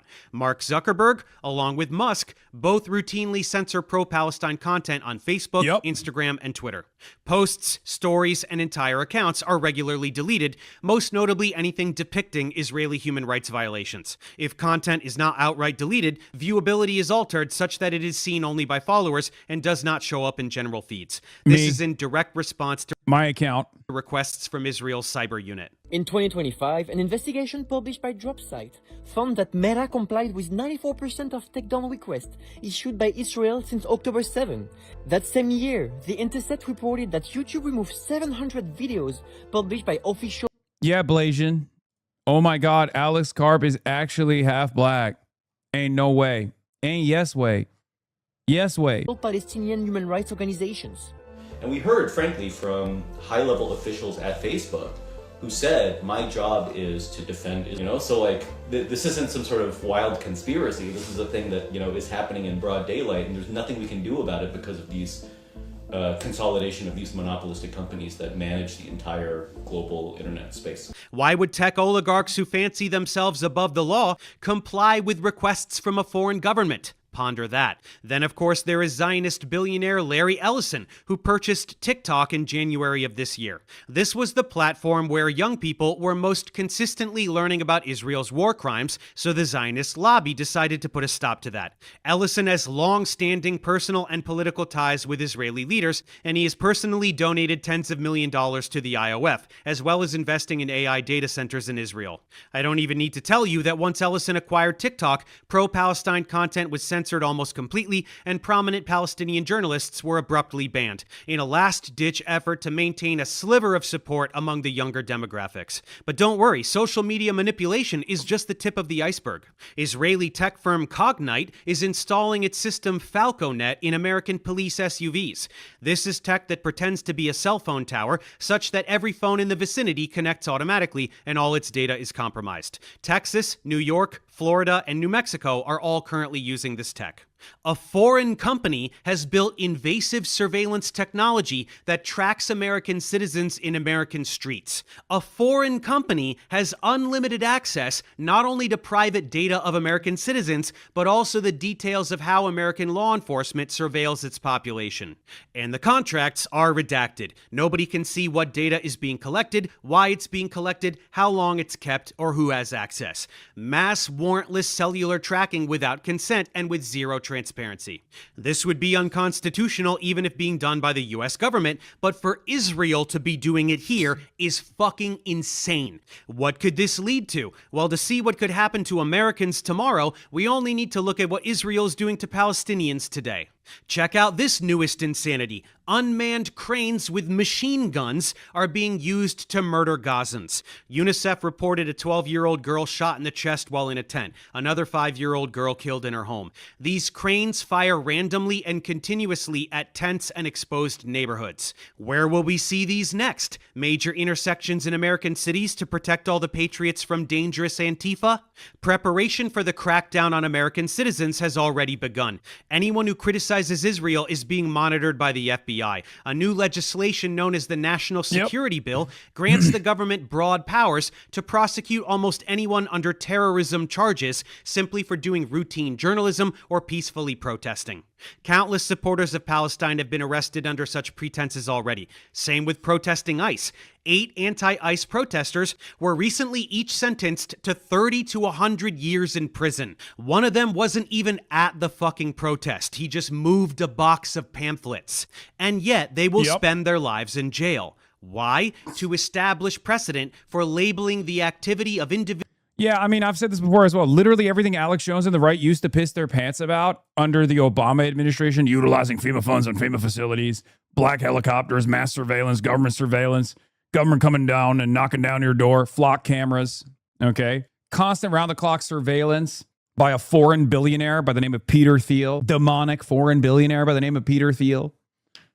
It's all happening. Epstein pedophilia ring of close associates being deeply embedded in the White House. It's all happening. It's just happening under the watchful gaze, which is precisely the reason why seemingly all of these fucking the conspiracy guys on the right are perfectly fine with it. Your guys doing it. Individual protesters as part of large terrorism networks. This is the blueprint for the legal framework being built around criminalizing protests, expanding terrorism rhetoric, and cracking down on any dissent from the twisted goals of those in power. This is how you transform political opposition into a security threat, peaceful protest into terrorism. Want to jail subversive individuals with zero basis? Just shout Antifa and your wish will be granted. This is an arbitrary category that can be expanded at will to encompass any political affiliation deemed unsavory to those in power. Doesn't matter what you did or didn't do. You're part of terrorist Antifa because they say so, and you go to jail for life. This is how you make people afraid to organize and resist authoritarian rule. On January 6th, people smashed windows at the Capitol. They assaulted police officers. They literally hunted down lawmakers. They erected actual gallows and called for the public execution of Mike Pence, who was in charge of the count. It was a coup that attempted to interfere with an election and install a dictator. What do they get? Jail time for being domestic terrorists? No.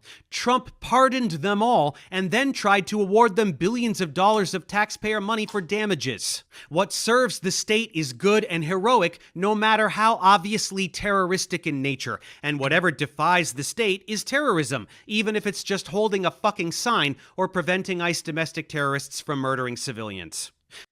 And Fandora with another correct take, albeit presented in a contentious manner. They did this to black people in America 50 years ago. This ain't new. Imagine if I spent every waking moment on here being like, for the last 25 years, they've been doing this to Muslim Americans nonstop. This ain't new. You're not wrong, Enfant Door. You are right. I know. Don't know why you're bringing it up as though it's a contentious matter. They've also done this to Muslim Americans and just Muslims in general all around the world, if we're being real, for the last 25 years. Now they're doing it to white people too. That's the difference. Okay? They're doing it to white people as well. This doesn't somehow negate the past wrongdoings. I mean, we covered, okay? It's not new. You're right. You're not making a wrong point. It's just, it is a severe escalation at this point. This is already codified. The National Security Presidential Memorandum 7, or NSPM 7, officially directs federal agencies to aggressively investigate and disrupt groups and individuals that they decide are linked to political violence, which just means a legal way to target nonprofit organizations and absolutely any activist they... Also, as the case with the Nazis, the initial, the first targeted attack was, again, with communists, both black, Jewish, white, doesn't matter. It was literally initially anti-communism. Anti-communism is the other canary in the coal mine of fascism. More often than not, when you meet someone who's an avowed anti-communist, there's a very high likelihood that they are fascist or fascist adjacent. That's what the Red Scare was as well. Please. Watch lists of suggested subversives already exist. What are the targets? Anti-Americanism, anti-capitalism, anti-Christianity, extremism on migration, race, and gender. He's got the Ken Klippenstein opposition article to on. Traditional American views on family, religion, and morality. All of these labels are in there. I'm not making up a fucking word of this. It's a goddamn fever dream. What is this? This is the complete dismantling of free speech. The Constitution guarantees that you can't be imprisoned for things you say, for views you hold, or for protesting things.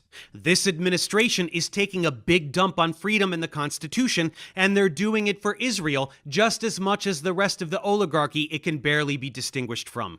Other countries are doing the same thing. A new law in Britain gives sweeping powers to executive leadership to determine terroristic threats and imprison protesters, criminalizing journalism and activism, using broad provisions to put people in jail for a decade or more. Germany is on board as well, approving a bill that makes criticism of Israel a criminal offense punishable by 5 years in prison. Supporting a cause or quoting a source that is arbitrarily deemed a terrorist threat will be a crime, and countless people will begin going to jail for defending basic human rights. What is the justification for such draconian measures? Always, without fail, anti-Semitism. The boogeyman, the hyperinflated threat that justifies ruining countless lives, an embodiment of the toxicity it pretends to fight. Oh, and what will be the last resort if the American public simply will not accept foreign rule? Just ask Israeli defense researcher Benny Sapti. He recently tweeted this. Maybe USA needs... Dude, remember when I sarcastically quipped the last time the Trump administration was entertaining giving Saudi Arabia nuclear arms with a civilian nuclear program and the capacity for uranium enrichment? I said, wow, America is going to do 9/11 too. Great. This time with nukes. Fox News took that and said I was hoping for another 9/11. This guy actually is. Needs another Pearl Harbor or 9/11 to remember who is the enemy and who is the friend. Sounds like a threat, doesn't it? Yes, Israel can and would commit a terrorist attack on American soil, blame it on Arabs, and gaslight the world into supporting a renewed wave of violence on whomever they please, with full American economic and military support. Sounds too far-fetched? Think again. Israel has a history of this behavior. In 1967, Israeli aircraft and torpedo boats attacked the USS Liberty in nearby waters and killed 34 Americans. They thought it was an Egyptian warship, of course, since those usually fly American flags. This was an attempt at precisely this type of false flag operation. Sink an American ship, blame it on Egypt, and lure America into war on their behalf. Benny knew he fucked up by saying the quiet part out loud, so he edited the tweet to seem less obvious, but it was too late. The internet never forgets. Anyone who thinks that Israel would only massacre Arabs and never white people clearly isn't paying attention. Look at what they did very recently to the European aid flotillas. Hundreds of European activists were detained, beaten, tortured, and raped. Israel did it proudly and brazenly with full knowledge that there would be no consequences for them. And there were no consequences. Serious consequences ever did befall Israel, they can always resort to the Samson option. This is Israel's military strategy of massive nuclear retaliation as a last resort if the country is facing imminent destruction and existential collapse. Basically, if Israeli officials think everything has gone irreparably south for them and they are about to be destroyed by literally anyone, they will just nuke everybody. Israel refuses to confirm or deny having nukes, and they refuse to sign the Nuclear Non-Proliferation Treaty, which means they aren't obligated to be inspected for nukes, which means they absolutely have nukes. Meanwhile, over here in America, every effort is being enacted to ensure that nothing can slow Israel down in its quest to destroy everything. Anything deemed a threat to unchecked belligerence and imperialism must be eliminated. The international... Here, this is just from today from Maggie Haberman. New Netanyahu and Graham worked in coordination to get a bipartisan group of U.S. lawmakers to denounce the ICC as the organization was on the verge of issuing an arrest warrant for the Israeli prime minister. A video from filmmaker Alex J. Holder shared with New York Times shows. What's really interesting about this is, you want to know who some of the other bipartisan Democrats were on the other side? One of them is currently running for Senate in the state of Michigan. Her name is Haley Stevens. Haley Stevens voted to sanction the ICC. What gives? Israel comes to me in my dreams. That's right. If you're wondering where the $40 million of outside expenditures coming from AIPAC and AIPAC subsidiaries, what that price is for, well, paid back for her wonderful servitude to the nation state of Israel. International Criminal Court regularly calls out the war crimes of both Israel and the United States. So Trump and Bibi, along with thirsty Marco Rubio, are trying to dismantle the ICC entirely. The ICC makes light of American war crimes in Afghanistan, the Caribbean, Venezuela, and of course literally everything Israel does, so they are deemed a radical threat to democracy. Here's Marco whining about American sovereignty just because someone dares push back on Western barbarism and crimes against humanity. Basic accountability is tyranny to the gaslighters who don't want to stop bombing and murdering and seizing land. Marco and Bibi do look cute together though, don't they? And of course, any country reliant on U.S. assistance that does not go along with the campaign to destroy the ICC. It's just so funny that, like, there is such tremendous cooperation and collaboration with this foreign country, right? And the only thing that Israel defenders can deploy here is to be like, after a barrage of information, the only thing that Israel defenders can say is like, why do you care about this so much? Okay? Why do you care about, you care about it because they're Jewish, right? That's why. It's like, no, dude. I care about this because there is no other country that has this level of penetration in American domestic affairs and American foreign policy. None whatsoever. Okay? And even with countries that we have cooperative security agreements with or a far kinder relationship with, they are not committing a genocide, with the exception of Saudi Arabia and maybe some others. But none of them have the same level of commitment from the United States of America, regardless. Because, I mean, look at what we're allowing to take place in the Gulf right now at the behest of Israel. Ironically enough, Saudi Arabia is getting fucking bombed. Israel is not, UAE as well, of course, the United Arab Emirates in Sudan. But again, there is no direct cooperation to this degree. There's no direct cooperation and collaboration to this degree. None whatsoever. Okay? Those are countries that are getting fucking lasered right now with Iranian missiles. Part of the reason why they are allowed to get lasered with Iranian missiles because we put the bases there and we're not even defending our own fucking bases. Why are we not defending our own bases? Because we have a finite supply of interceptors, and those interceptors have to be trained on Israel comes to me in my dreams. the nation state of Israel.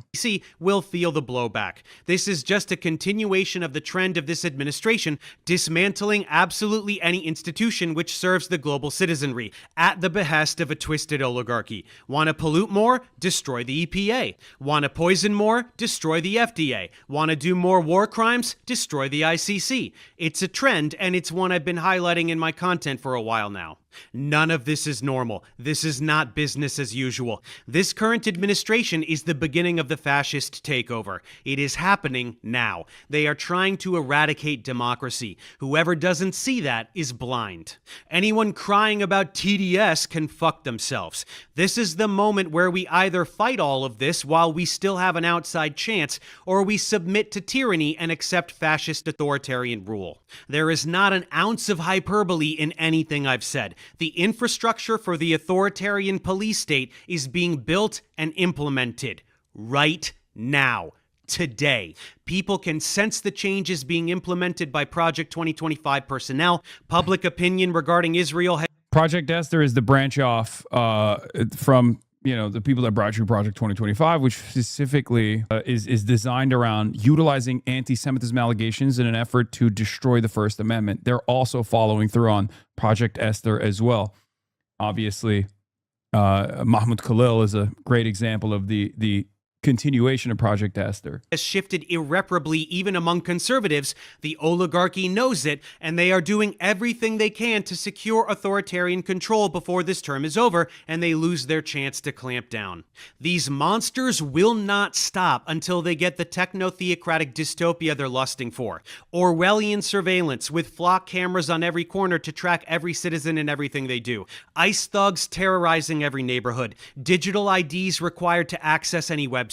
The prison is being built around Americans as we speak, and the campaign is beginning to ruin the life of anyone who tries to organize against it. With these acts that can arbitrarily label any subversive activity as terrorism, they will destroy livelihoods. They will send ICE agents or drones to murder people in broad daylight. Sympathy for the victims of Israeli terrorism are now terrorists, according to the state. Israel has their hands in absolutely all of this. All of it. There is not a single nook or cranny of any of this shit that doesn't involve Israel. Israel is pure poison, and Zionism is the ideology behind it. An ideology of Jewish supremacy, ethnic cleansing, genocide, deception, and self-victimization. Okay, are we all up to speed on how Israel is an existential threat to all of humanity and the most vile source of pure evil since the Nazis, and how they are objectively committing genocide like 100% without a doubt, and anyone who says otherwise is either paid by Israel or a brainwashed idiot? Awesome. Now let's get back to Destiny and talk about his rose-colored relationship with this belligerent imperialistic ethno-state. Honestly, I'm pro-genocide. It sounds really shitty, but I think that Israel should just draw up its fucking borders about where it is now, and basically Palestinians can go live in another place. That's really shitty, but that's about where I'm at. You just think the Palestinians should just pack up and Native American the fuck out of there?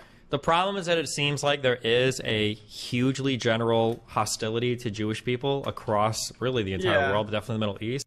Right out of his own mouth. He is pro-genocide. He supports the genocide. I think even the response that he gives, or the answer that he gives as to why genocide is inevitable, is also psychotic, because I don't even know where I don't know where he developed this level of weird Jewish exceptionalism. I genuinely don't understand it, because his response is literally, well, people are anti-Semitic, so they have to be genocided. That's psychotic, man. That's literally psychotic. That's insane. I don't believe that anti-Semitism is acceptable in any way, shape, or form, but there's no world where I'm going to be well, we got to genocide people. We got to genocide everyone because they're anti-Semitic. It's also untrue, but it doesn't even fucking matter that it's untrue, because even if it was true, it still would not be permissible. Of Palestinians in Gaza. He thinks they should either be killed or removed, and that land should be Israel, because the whole world is just a bunch of dirty anti-Semites, so poor Israel gets to do genocide.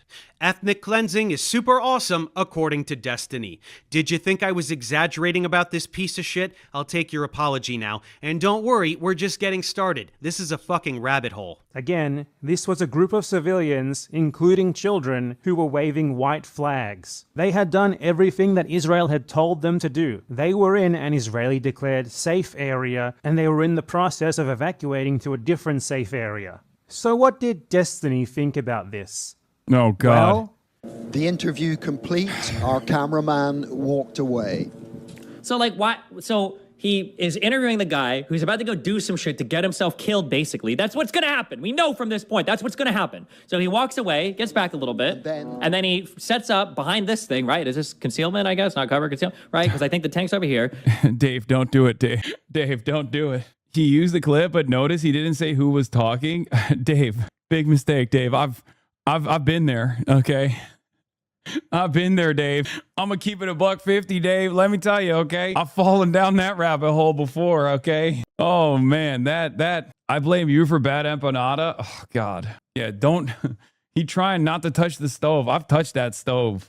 So now he can capture the footage right here. He sees the guys walking, knowing that they're about to get shot, because that's what's going to happen. And then eventually they get shot and everything is, this is it. It's like act 1, 2, and 3. It's like all here. I'm sorry. The tracking live movement shot of the lady running up to her dead husband? Like, what is this? But they probably were hoping to get shot at, or maybe, so you're saying the woman was acting? I don't think the woman was acting. She probably was sincerely sad. Her husband got fucking killed. But I think they were farming TikTok clips. I mean, remember, these people, not these people, I mean these people. Farming actually, yeah, TikTok like, clips. Suicide bombers. So it's not that big of a stretch to imagine that they would be willing to get shot. Who is this guy? Like, so much of the fucking underlying argument comes from just assuming that all Muslims are like barbaric terrorist, primitive psychopaths. Like, that's literally it.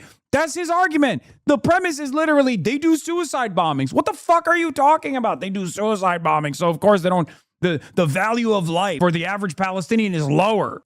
Do we even know if he's actually fucking dead? Like, we don't actually see the wound. It seems like they don't have any problem showing anything else. Like, why just the white flag so that it can look all bloody? Like, show us the actual gunshot. You have no problem showing other violence, right? What Pallywood means is that you're capturing intentional video footage to sell a certain narrative about what's going on, basically. Like, okay, well, they're in a battle zone in an area they were told to evacuate from, and they're going back to try to release somebody that was captured. Like, that's like Pallywood, I think. You're essentially provoking the enemy to take what is largely a justified action and then trying to say that it's like indiscriminate civilian killing. That's right. When people are executed by Israel, especially in what is deemed a safe zone, they deserve it because they were farming for TikTok clips. They have to provoke Israel into violence because Israel would never be violent on their own. The rhetoric here is beyond vile. This is like telling a rape victim she was asking for it because of her short skirt, but 1,000 times worse. Anyone who uses the term Pallywood is a fucking monster. Once again, if you actually truly want to see what happens in Gaza on a daily basis, you can head over to archivegenocide.com and look for yourself. Bring a barf bag. People are ruthlessly slaughtered every single day, and the thousands of videos on that site are only a tiny fraction of the carnage that has been inflicted on Palestinians over the past 2.5 years. Pretending that they're faking it is identical to Holocaust denial, except way... It's interesting that he's using Deborah Lipstadt, Biden's anti-Semitism czar, and also a prominent critic of Holocaust deniers, except she herself has become a Holocaust denier in recent years. Worse since this is happening today. Now here he is doing a fan meetup in Israel, giving advice to young IOF soldiers on how to hide their war crimes. I do have this little worry that in the media and in the global, opinion, it's not such a good thing to be an IDF soldier.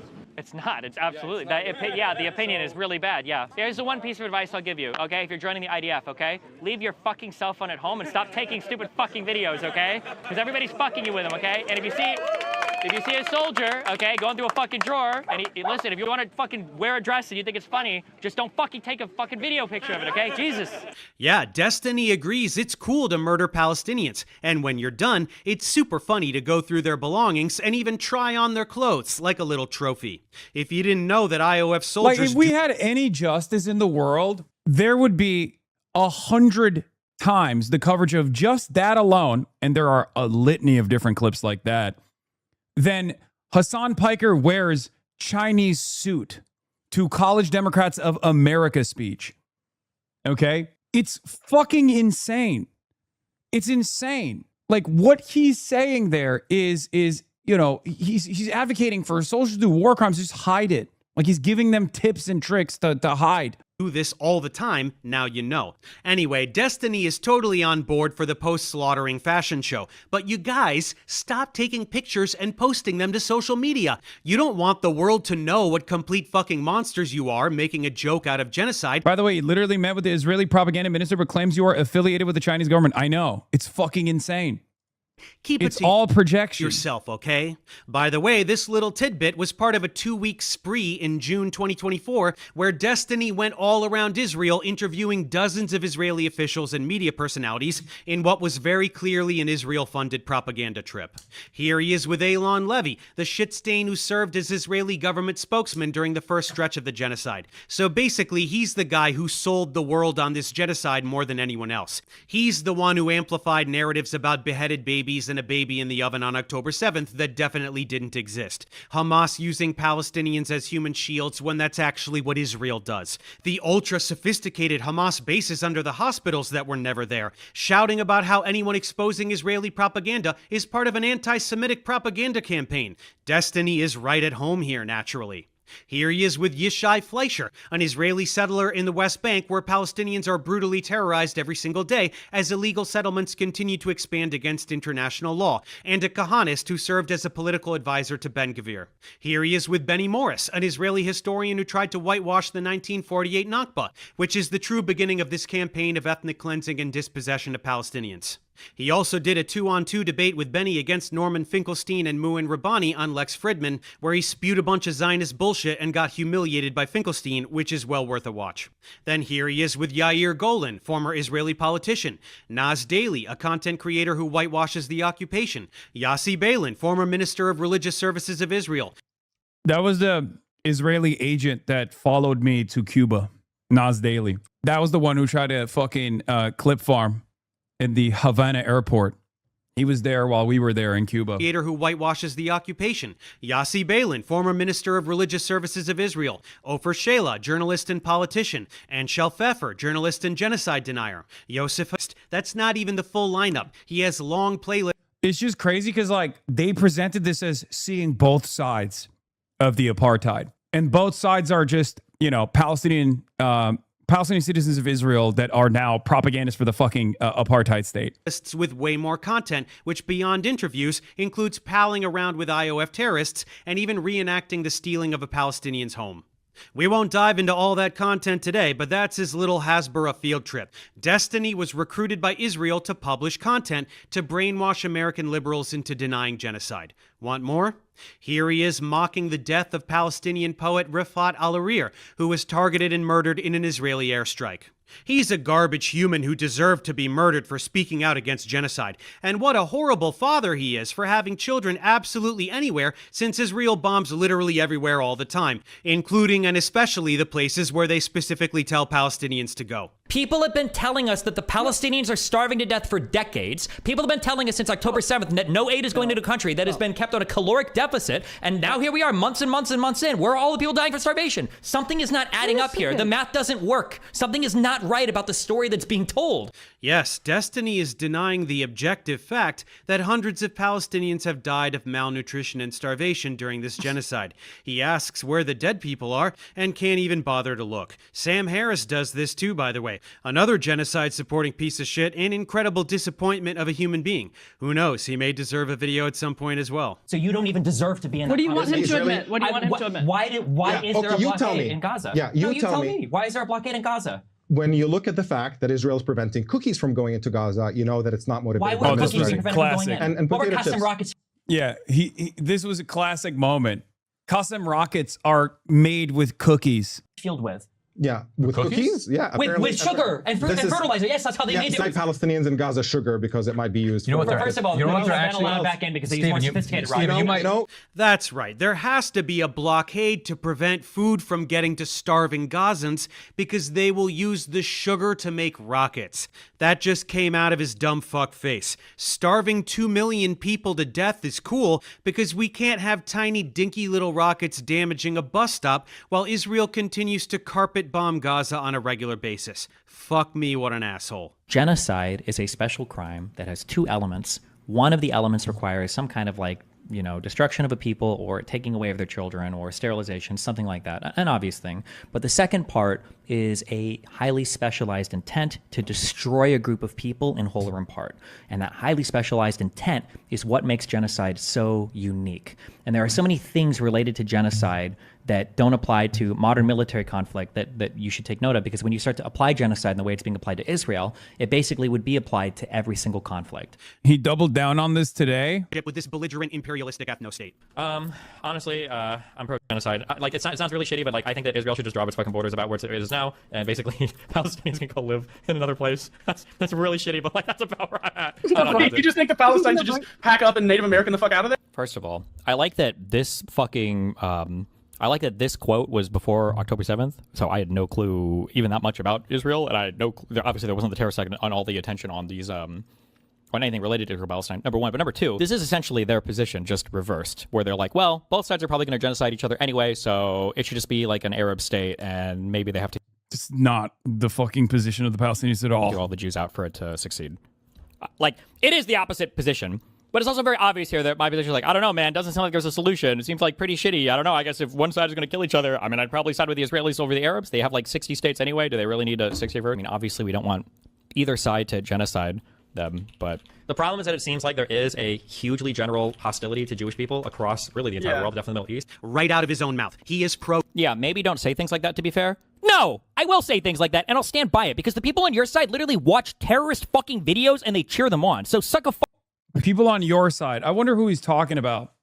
Yeah. Really, really getting a lot of mileage out of the terrorism designation not being deployed evenly to Israel, which would be a far greater terrorist than Hamas ever could be, as they are literally doing a genocide, is you're defending them doing a genocide right now after they have done the genocide. It's so crazy that it's just always his butt Hamas is butt Hasan.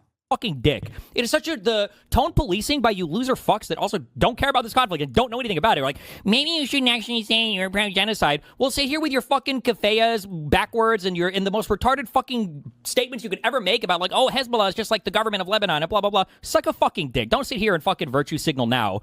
No one says Hezbollah is just like the government of Lebanon. People say correctly that Hezbollah is an active party within the Lebanese parliament, which is just true.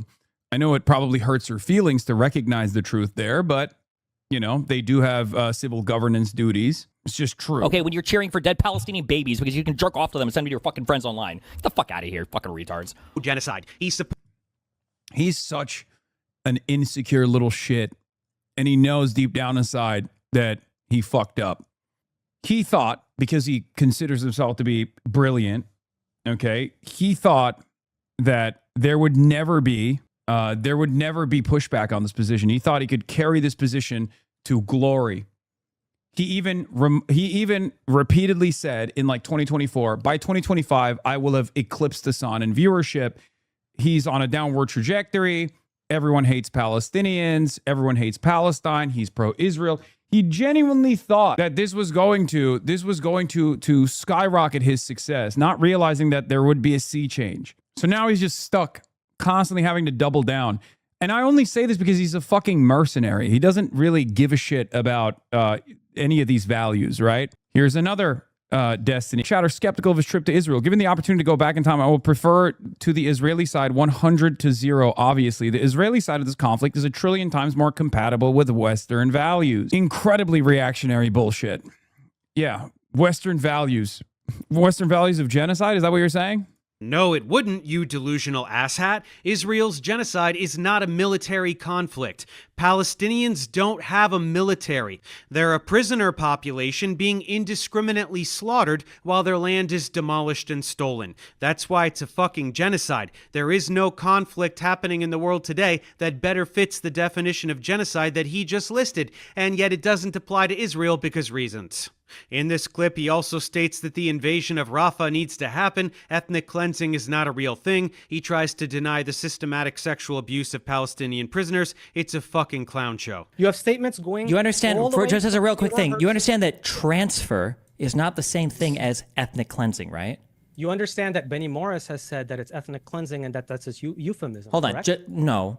That's right. If Israel was to forcibly transfer... Benny Morris has admitted that it's ethnic cleansing. He just agrees with it. He thinks it's necessary for the inception of the Israeli state, which he places a higher value on. all Palestinians out of their territories to keep the land for themselves, effectively cleansing the land of the indigenous ethnic group. That wouldn't be ethnic cleansing. How silly. My BFF Benny Morris told me so. Like, I think a broad general problem with Arabs in the Middle East is they genuinely believe, like, Jewish conspiracies are like the underpinning of their entire understanding of the world. That Jews control all of the West, all of the banks, all the countries, and that's a thing that a lot of them believe. I don't know how relevant that is to their day-to-day life or how much it matters, but yeah, it's probably a problem.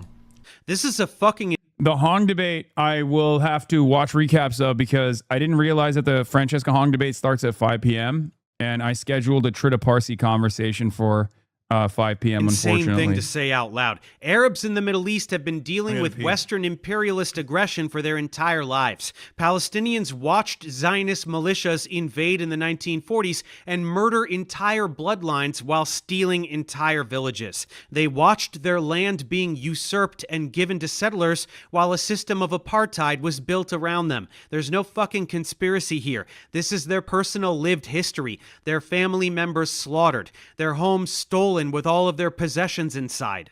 If someone came to your house with guns, murdered a few members of your family, and then forced the rest of you to leave with just the shirt on your back while they kept your house and all your stuff, your hatred of those people would not be based on any fucking conspiracy. And this is not ancient history. There are people still alive today that were displaced during the Nakba, and many more from 1967 when Israel did it all again. These are victims of Western colonialism and a cult of Jewish supremacy. But this kind of dismissive bullshit doesn't work on American supporters of Palestine either.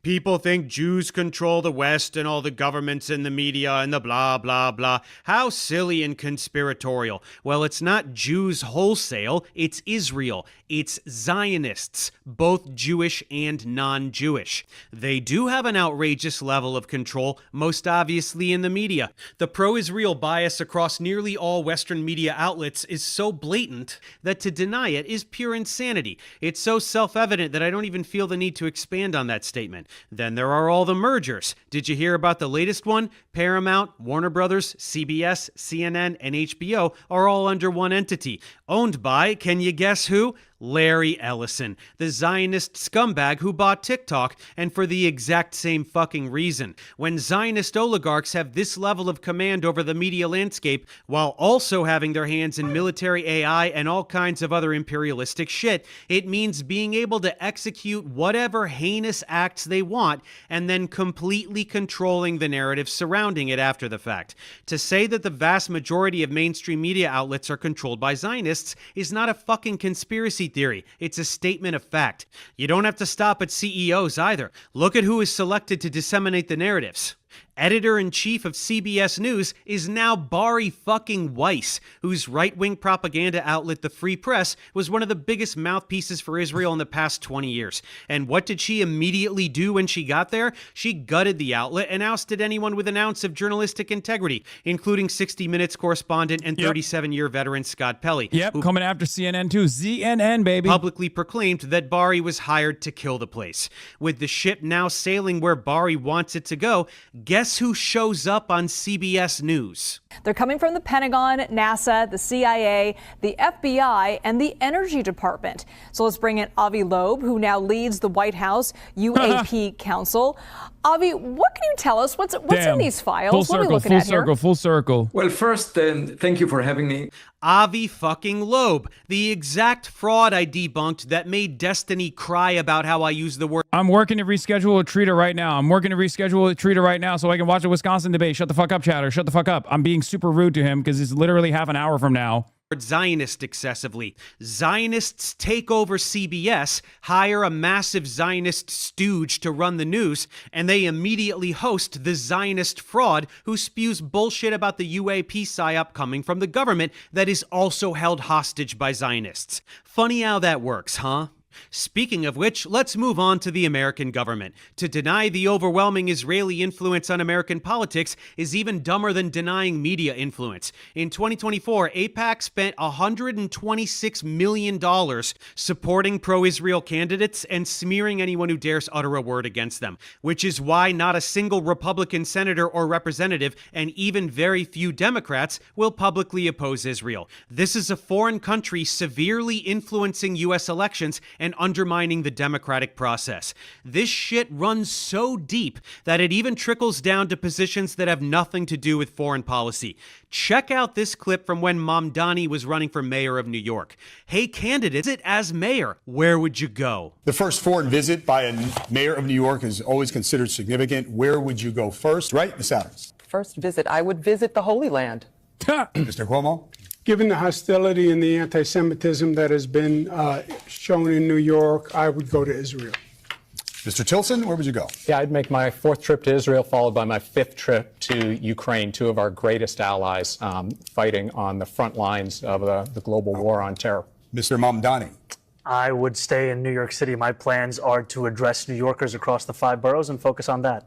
All of them except Mamdani would visit Israel. They're so excited and so proud to brag about how much they love Israel, the genocidal ethno-state, and how, as the mayor of New York City, it would be so important to them to visit Israel. Why? Why the fuck would they do that? This isn't the president, not the secretary of state, not even a senator, a goddamn mayor. It makes no sense. Only Mamdani had the balls to say that he would stay in the fucking city he is the mayor of like a normal person. When Israeli influence has infected American politics so thoroughly that it shows up in bizarre ways like this, you know the system is completely broken. Anyone who denies this is a gaslighting asshole. Well, Destiny is one such asshole, and it's finally time to listen to him talk some shit about me. Ready for this thing? Let's dive in. I wish you'd mention anti-Semitism less. You have genuine important points to make regarding Zionism and genocide, arguably more, or important as debunking pseudoscience, but bringing them into all sorts of pseudoscience debunking just muddies the water. You help me deprogram from my scientifically absurd upbringing, and for that I'll forever be grateful. Please help others understand Avi is a grifter fraud without bringing Judaism into it one step at a time, mate. There's no muddying the waters here, sweetie. Avi is a Zionist douche, using the Zionist playbook of deception and victimization. And I didn't mention Judaism. I said Zionism. Get a grip. This kind of like rhetoric right here, you know you don't. This is Nazism right here, right? Deception and victimization are like the 2 key pillars of kind of neo-Nazi belief. It's the idea that Jews are secretly behind the scenes controlling everything to deceive you, and they deceive you about that control, and then the self-victimization. Care to comment on Professor Dave's stance on Professor Jiang? Oh no, did he do a Professor Jiang video? That actually would make a lot of sense for him to do a Professor Jiang video. As they constantly harp about the Holocaust. Oh my God, we get it. But the reason why they have to harp about the Holocaust is because they have to center their victimhood so that they have an His fans have been trying to push this narrative and that blaming AIPAC is just a crazy conspiracy. I know. You know what's also funny? You know who else does this? And their fandom does this? Asmongold. Oh, everything you see AIPAC everywhere. That's what they always do. And it's so funny because it's like, dog, it is deeply embedded. Okay, it's deeply embedded into American discourse. Why the fuck did Daniel Biss, when running for governor against the current governor of Illinois, J.B. Pritzker, fire his lieutenant governor? He fired him because the lieutenant governor that Daniel Biss was working with was pro-Palestine and a part of DSA, and a part of DSA's platform was pro-BDS. That level of involvement is unfucking believable. What other person running for Senate right now in the state of Michigan has said... Comes to me in my dreams. Is there a clip out there of any other person running for any other point of office that has said things like Lithuania comes to me in my dreams? Pat Empanada had a video about AIPAC isn't the problem, he's paid. No, I don't think so. I assume, and I haven't seen that video. I haven't seen any Pat Empanada videos, let's be real. But in quite a while, big mistake to even watch any Pat Empanada videos to begin with. But what Pat Empanada was probably trying to make the argument for was that it's far beyond AIPAC, which is true. It's far larger than AIPAC. The problem is like far greater than AIPAC. Blank check basically to deceive you and to control society. It's kind of crazy to just, but whatever. That's right, folks. It was an anti-J Street video? Oh, okay, that makes sense. Yeah, see? I'm a neo-Nazi for pointing out Zionist tactics of deception and victimization. All the deception Israel engages in to gaslight the world into supporting genocide, that's not real because Stevie says so. The victim complex they espouse, perpetually claiming to be the victims of terrorism while they commit heinous acts of terrorism, that's also not real because Stevie says so. In reality, there are no neo-Nazi tactics afoot here. Instead, there is only the Zionist tactic of irrevocably tethering Zionism to Judaism so that they can shout anti-Semite at anyone who points at their disgusting behavior. Any assault on Zionism... God damn it, I'm turning into fucking Asmongold up in this bitch. I've never watched a video that I found myself in agreement with so much that there's like no additional notes that I can put, so I just keep going, yup, yeah, based. This motherfucker turned me into Asmongold. The way he's cooking. Fuck! That's not true. This is an hour and 18 minutes that we watch, and I've been watching this for like 3 hours. Must be an assault on Judaism as a whole because they say so, no matter how obviously impossible this false equivalence is. Zionism is not Judaism. There are countless non-Jewish Zionists serving Israel and reaping the benefits of its imperialism, and there are countless anti-Zionist Jews. Not that many in Israel, of course. We're talking about Jews around the world, but there are even some in Israel. There are even anti-Zionist, ultra-Orthodox Jews in Israel. Want to see what happens to them?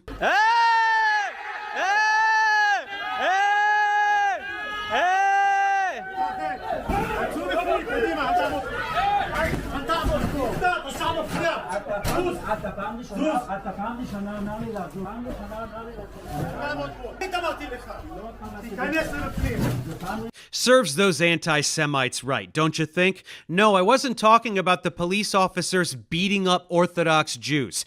For the record, so the Haredi population, the Orthodox Jewish population, there are those who are West Bank settlers and like super pro Israel, super Zionist. And then there are some, many of which who live in Jerusalem, who are actually, ironically enough, anti-Zionists. These happen to be the anti-Zionist Orthodox Jews. That's not anti-Semitic, you silly goose. I'm talking about the Orthodox Jews standing with Palestinians in defiance of Zionist ideology. They're anti-Semites, obviously. Anyone who conflates Judaism with Zionism or anti-Zionism with anti-Semitism, as Israel constantly does, and as Destiny just did, is a worthless anti-Semitic piece of shit. Zionism is anti-Semitism. I'm going to say that one more time so that it sinks in.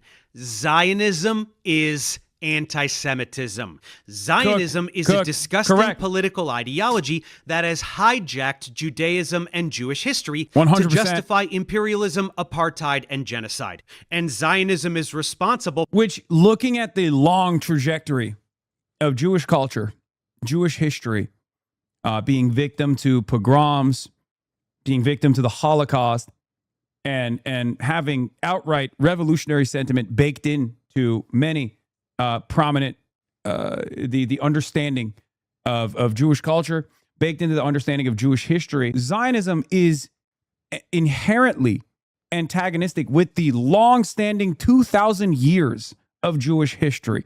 It is literally the opposite. And yet, over the course of the last 80 or so years, it has completely revamped Judaism as a civic nationalist religious substitute. It is ridiculous. Now, of course, there are still plenty of people who resist against this fascistic ideology, who are Jewish themselves, and yet they are constantly fucking suppressed. No one ever talks about their perspective. They don't get to have prominent talking slots on mainstream outlets. You'll never hear from them. You'll never hear Gabor Mate on CNN. You'll never hear Norm Finkelstein on ABC or CBS. You'll never hear from Ilan Pappé. You'll rarely ever even hear from the likes of Gideon Levy, for example, I mean, he's a very prominent journalist. For the lion's share of actual anti-Semitism that exists around the world as people react to Israeli aggression and misplace their anger on Jews as a whole. All moral Jews know this and speak out against Zionism the loudest, as it is their cultural identity is being shattered by these monsters. Zionism is to Jewish supremacy as Nazism is to white supremacy. They are indistinguishable. Zionism is Nazism. I guess Destiny's little pea brain isn't big enough to wrap his head around that. Are you really implying that anyone who is Jewish, and if anyone exposes those lies, they're automatically an anti-Semite? What, bro? This guy reaches so hard. Holy shit, he's obsessed. Avi lies a bunch about science. I exposed his lies, and in response, he just called me an anti-Semite. Exactly like the Zionist lobby that banned me from Twitter and tried to smear me for exposing their lies and propaganda. Same tactic. Literally 1 minute prior, you listened to Avi say he puts a viral YouTube video to make money in which he makes anti-Semitic claims, while making zero attempt to dispute any of the science I presented. You heard him say that. He was exposed by me, therefore I'm an anti-Semite. That's the logic he's putting forward. I'm articulating that logic clearly, and you burst into laughter like I'm pulling something out of my ass? Yeah, this is the other side of the story, which is a classic Epstein defense. When he has no counter narrative, when he has no counter argument, when he has nothing to say, he'll just try to ridicule to his own audience, signaling to his own audience that you're actually wrong. He doesn't have to refute your point at all. Oh, you're just obsessed. You're just obsessed. You're obsessed with Jews, which is, again, classic Zionist Hasbara technique. Really? Furthermore, what's funniest about this tired angle is that you and all your piece of shit Zionist cronies are not Semites. Ashkenazi and Sephardic Jews like you and Bibi and all the rest are European. You literally are not a Semite, while Palestinians are Semites. Therefore, Zionists are, in reality, anti-Semitic. It's quite shocking that Destiny doesn't bite on this and go on a tirade, especially since this was the main thing that upset a lot of people when I posted this video. He just giggles and then moves on. But for the record, this is accurate. Ashkenazi Jews like Bibi are way more European than Middle Eastern. That's why with services like 23andMe or Ancestry.com, Ashkenazi Jew is literally listed under European. I follow Reggie Watts on Instagram, and he recently posted his results. He's 11.1% Ashkenazi Jew, which is listed under European. He's also 0.1% Arab, Egyptian, and Levantine, a totally separate category under Western Asian. This categorization makes sense since Ashkenazi Jews look fucking European. This is also why these ancestry kits are tightly regulated in Israel and can't be purchased in Israeli pharmacies. They don't want citizens to find out that they're not fucking Middle Eastern. They pretend to have a divine claim to a region that they're not from. For the record, I don't give a shit. Even if Ashkenazi Jews could trace back their like ancestral lineage all the way to Israel, it still wouldn't justify Zionism. It still wouldn't justify Israeli apartheid, occupation, and ethnic cleansing. Also, it's just not true. DNA testing isn't illegal in Israel, and Israelis know that Ashkenazi Jews are from Europe. Yes, it's actually a big point to the inception of the Israeli state to turn this desert land of scary barbaric Arabs into a Western style country. That's part of the reason why there was a lot of eco-terrorism that took place as well. Like that's the reason why the previous names of certain villages and towns after they were destroyed were given European style names as well. It's like just really a big part of the whole settler colony mentality. Early Zionists also very clearly signaled that they were engaging in a colonial conquest in order to draw more support from European colonists. Do Ashkenazi Jews have more Middle Eastern ancestry than Scandinavians? Obviously, but over many centuries, that ancestry got diluted and they're largely European now. This is in stark contrast with Palestinians who have had a continuous presence in the Levant since antiquity, along he said regulated, not illegal, with Mizrahi Jews, who, by the way, experience systemic discrimination in Israel, which is socially and politically dominated by European Ashkenazi Jews. It's almost like there's some white supremacy in their Jewish supremacy, wouldn't you say? You can talk about the etymology of the word anti-Semitic totally fine, but the facts regarding biology remain, and that was the main point I was making. Europeans pretending to be Middle Eastern has the same vibe as some Karen in Massachusetts bragging about being 3% cherry. Actually, this is identical.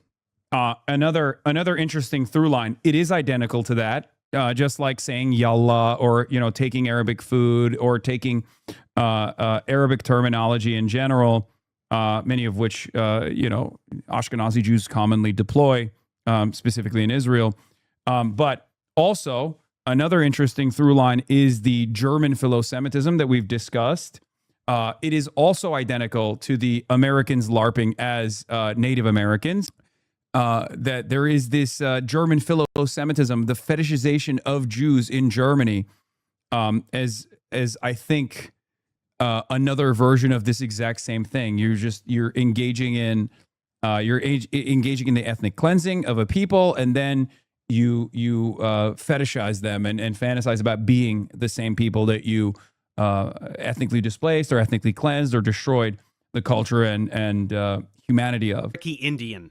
This claim to ancestral land that Zionists espouse in order to justify murdering people and stealing their homes is total horseshit. We all originated in Africa, so white people should be able to steal African homes too, yeah? A little moot since Africa was very recently the victim of European colonialism for about 100 years, but still, the logic stands. Hey Avi, I'm not sure if you noticed, but the whole world despises your ideology. The world knows your gaslighting and your Hasbara tactics. Shouting anti-Semitism at everyone that hurts your feelings is just going to hasten your demise tenfold. What does that have to do with it? What does being a lying, manipulative, gaslighting fraud in order to get away with scientific fraudulence have to do with his political ideology that involves lying and manipulating and gaslighting constantly in order to get away with war crimes? That's a serious question. My scientific. Can you be anti-Zionist without being anti-Semitic? Maybe, but Maybe.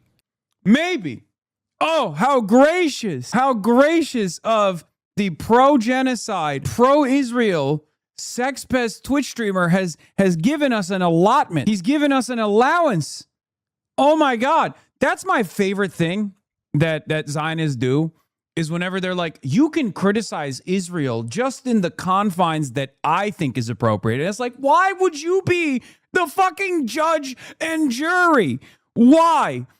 Kick streamer, not Twitch streamer. I apologize. But anyway, like, what do you mean? What do you mean there's an acceptable way to critique Israel, but you're not doing it? It's like, why am I supposed to listen to you? You're pro-Israel. Why would I listen to you? Do I listen to a Klansman when talking about white supremacy? Or I'm sorry, there's an acceptable way. There's an acceptable way to critique white supremacy, and you're not doing it. You're engaging in anti-white behavior. It's like, what the fuck are you saying, dog? You're a Klansman. Why would I fucking listen to your confines? Why would I listen to what you want to have this conversation, what the safeguards you have around this conversation? I don't give a fuck about your opinion on this.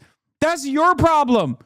You got to fucking build a bridge and get over it on your own. Yeah, I guess the only appropriate way to criticize Israel is if you go to Israel and you talk to Israeli occupation forces directly on camera and critique them on, how they're doing their war crimes. Like, do the war crimes is fine. Just don't film yourself doing the war crimes. That's the only appropriate way to be critical of Israel in the Hasbara manual. And the crazy part, Israelis have literally killed other Israelis because they're phonetically presented as Arab. Thus, we've seen an appropriate target. If anyone needs a reminder that the IOF killed Israeli hostages because they didn't look Israeli enough, that, or remember when there was an American Zionist in Florida who thought that these Israeli tourists who were Arab and Jewish from Israel were actually Arab, Palestinian, Muslim potentially, and he shot at them. And both parties involved thought that the opposition was actually, Hamas. That was funny. Yeah, that was funny. Classic Florida moment, which this fucking sex pest happens to reside in as well. If you really wanted to dive into it, there's like a big, I think it's actually a pretty deep argument, but most people aren't even close to being able to have that discussion. Hey, jackass, why don't you try having that discussion with any of the thousands of anti-Zionist Jews who fiercely oppose Israel's genocide and co-opting of their faith? I'd love to see about it. Anyone with a moral compass is anti-Zionist. Many Jews have a moral compass. Are you seeing the Venn diagram? Like, I don't think, does anybody in the Western world ever say, like, is there a position for, like, I don't think Kurds should ever have a country? Like, I don't even know if that's, like, a position that people have. I think people are generally just like, oh, yeah, I mean, they should, but, I mean, it sucks for them, I guess. I don't know, but, I mean, we don't really talk about Kurdish people much in the West. But to have, like, a unique person. Can you imagine if America treated Israel in the way that they treat Kurds? It's ridiculous. Perspective to be opposed to a Jewish state is a little bit weird. You're kind of missing the point here, champ. This is the old, but why can't Jews have a country bullshit talking point. Yep. First, ethnostates are bad.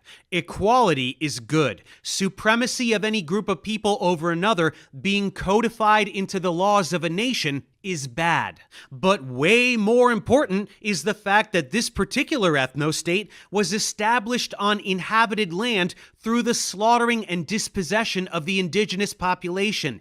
That's the more bad part.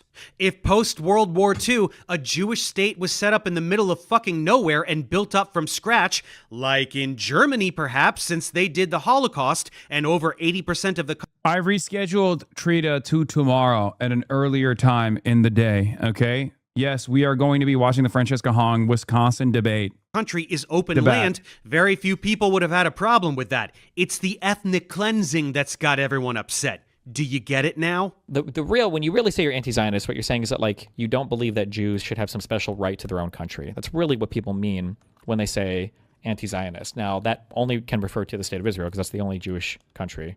No, we're saying that Israel shouldn't have the right to murder and displace anyone they want, the thing they've been doing on a daily basis since the state of Israel was established. But then it's weird because they'll make these same claims in that, like, the Palestinians are for some reason entitled to their own state. I don't know why. It's one of the reasons why they push so hard for it's like really bro, I don't want to get into this. I don't give a fuck.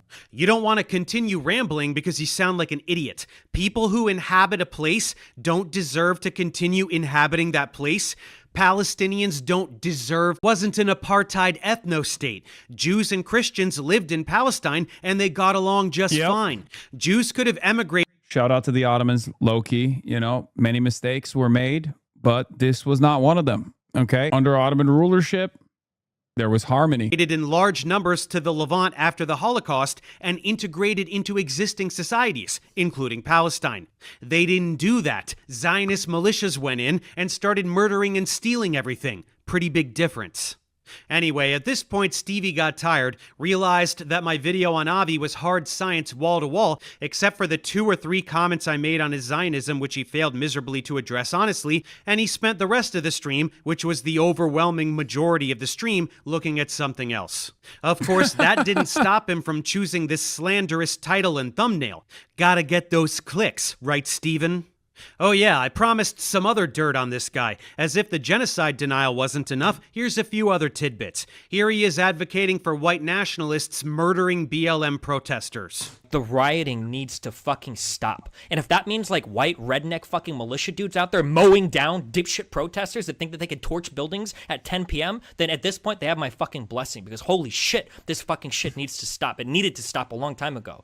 White supremacists should mass murder protesters. They have Destiny's blessing. What a great guy. Now let's shift from the disgusting to the creepy. This will be courtesy of another creator named Ryan Beard, who seems to have already done the deep dive on this stuff. A common defense that Destiny fans will give when he says that he wants to have sex with children is that he's just joking. For example, these tweets where he says, "You were hot at 10? Any pics? Check DMs. Jesus, I've never wanted to bend someone over the hood of their little tyke so bad." I do think these tweets are jokes, very strange jokes, but I don't think that him saying he wanted to hook up with this 15-year-old was a joke. You know that classic prank where you send your friends pictures of kids in bikinis and say how hot you find them as a joke? And to help prove that this wasn't a joke, here are some clips of Destiny doubling down on his attraction to this 15-year-old in a debate with someone named Mr. Medicare. Of this chat log, I was talking with a bunch of other esports guys, and we were basically talking about how crazy the fucking jailbait is in the gaming communities. It's ridiculous. I think I said something along the lines of like, there are 15-year-old chicks that are like hot as fuck that will like try to send you pictures to like fuck you at events and shit. And it's like,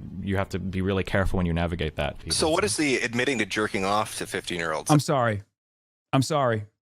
I see stuff like this, and then you're like, oh, Hasan, why aren't you a prison abolitionist? I mean, obviously, the whole point of the prison abolition movement is to show, to expose that people who deserve to be in prison never actually go to prison, and people who don't deserve to be in prison in the current carceral structure that exists are the ones who are often in prison. But theoretically speaking, you know, I think there is a necessity for you know, putting some people in prison, at least for a little bit, to rehabilitate them. Bro, why do you always have to left bash police abolition as a straw man against this guy? I'm making a fucking joke. And what is that in relation to? A long and convoluted one. Calm down. Jerking off. I think I just said like this. I think the log is something like this 15-year-old chick was trying to send me, or was sending me pictures of herself, and she was hot as fuck. It's like really hard to like turn down some of these people. I think. Wait, how old was she? She said she was 15. Did you get all that? Don't worry, it gets worse. The next child-related Destiny incident is when him and his friends, the Bro Squad, watched an 8-year-old boy shake his penis for them on a live stream. I shouldn't tell this because I'm gonna get fucking arrested. Or Child Protective Services. I used to be part of this horrible thing called the Bro Squad, okay? Fucking me, if you remember that fucking Cheeks bitch, and fucking a couple other people that have never been on my stream before, we're part of the Bro Squad, and what we would do is we would go around Justin TV streams, trolling the shit out of these people. And we went around from fucking channel to channel, like fucking around. Like it was just horrible shit. We went to this channel with this fucking like, this kid was like 8 years old. And he was fucking broing out with everybody in this chat for whatever fucking reason. This kid decides to fucking take his pants off and fucking wiggle his 8-year-old dick on stream. I can't even believe it. Oh my fucking god. It was like, I didn't even know, like, we were on Skype, we were like, holy shit. Like, we had to do like a double take because we didn't even fucking know, like, what the fuck was on. Like, we were looking at like an 8-year-old dick, like, on the fucking screen. Yeah, don't just immediately quit the stream or anything. Really soak in that prepubescent penis. But at least he's not grooming anyone, right? Even though a lot of these situations involving children happened quite a while ago, I still think Destiny has been spreading harmful rhetoric around children even quite recently. A couple years ago, Destiny said that a 30-year-old randomly sexting a 14-year-old. Let's say there's a person that's like 30 years old and tries to like randomly sext like 14-year-olds and 15-year-olds. Yeah, Shannon Watts supports this guy, by the way. And so does the Bulwark. So does the Bulwark Network. So do all of the former neocon, now turned liberal, Liz Cheney defending Bulwark Network, and David Pakman, and Smeritandon, I suspect. Just, you know, they love this guy. They love this guy. That wouldn't be, I don't think that would be considered grooming. So that clip sounds pretty bad, right? But we don't want to approach Destiny in bad faith or take him out of context, so let's try to understand the actual argument that Destiny is making. That wouldn't be, I don't think that would be considered grooming. Now, let's say there's a person that's 30 years old and they're specifically seeking out like 14, 15-year-olds to kind of just like talk. Brian Tyler Cohen, too. He's a regular guest there. Gross. I didn't even know that. Brian Tyler Cohen as well. Gross. Yes, we're going to watch this. We're going to watch this in a little bit. Let me finish this video first. To them about their school life, figure out what their almost problems done. are. You know, we got cool 5 minutes remaining. Experience, and then you kind of weasel in like sex.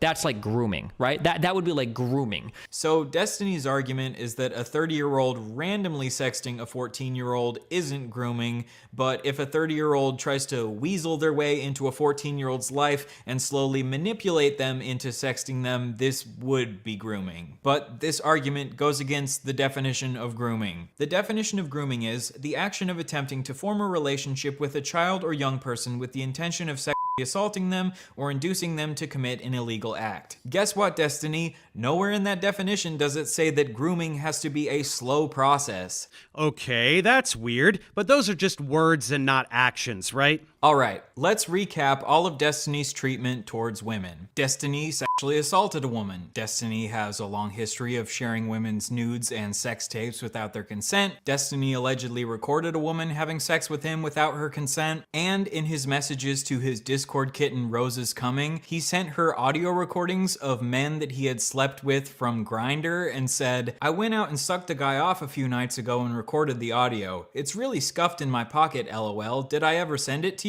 He has a history of calling 15-year-olds attractive and sharing pictures of them in bikinis. He has a long history of getting very mad at women when they post about their sexual assaults on social media. He has allegedly abused at least one of his female orbiters and was psychologically abusive towards his ex-wife. And he also admitted to choking out another one of his exes multiple times. However, he claims that this was done in self-defense. Because you better fucking believe I had to fucking choke her out a few fucking times. Finally, Destiny has a history of doxing and threatening to leak the nudes of women that get on his bad side. Yeah, I didn't feel like spending a lot of He's gotten far worse at doxing too since then. time on he's this, a since it's serial not the doxer point of at the this video, point. but that's a tidy summary. Sexual assault would be the big one, but he is also currently being sued for sharing nudes of a minor, and the person suing makes it clear that this is a pattern of behavior from him. I'll link to that Ryan Beard video and this Substack post if anyone cares to follow up and get more details. I just wanted to briefly make people aware that there is a pattern of predatory behavior that goes along with Destiny's genocide denial, so it's a rich tapestry. Speaking of being a sexual predator who supports Israel, do you think there could be a connection there? After all, Israel is a safe haven for rapists and child molesters. That's a whole separate rabbit hole we won't go down, but this is a very well documented fact that foreign sex offenders can relocate to Israel and exploit its laws to evade justice. Especially Zionist Jews, of course. Maybe that's why he's getting so cozy with Israel? Food for thought. Oh, and did you know that Destiny has a son? He's 15 and a full-blown Nazi. The real kind, which actually hates Jews and flirts with Holocaust denial. Destiny is such a shit dad that his son rebelled against him by becoming an actual anti-Semite who entertains Holocaust denial. How fucking hilarious is that? Anyway, we can go ahead and wrap things up here. There's no point in trying to summarize everything we went over regarding Israel, but we can say a few last things about people like Destiny. This desperate insistence of conflating Zionism and Judaism is a Hasbara tactic. It is a Zionist talking point that is used to deflect from crimes against humanity. Zionism is not Judaism. Zionism is anti-Semitism. Trying to insulate Zionists from criticism by shouting anti-Semitism is itself anti-Semitism. It is a deflection from the very obvious facts that incriminate Zionists, which reveal who— Crazy that this isn't even 5% of the shit Epstein has done and continues to do with regular frequency as well.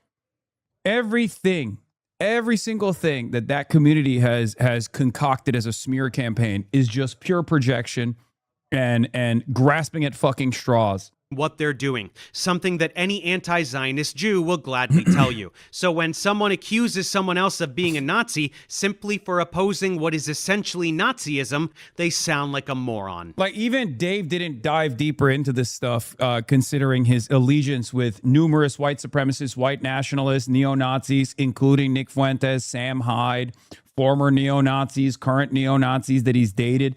So the idea that he claims that people who are critics of Israel are actually Nazis or anti-Semitic is fucking ridiculous when he has prominent anti-Semites on his broadcast.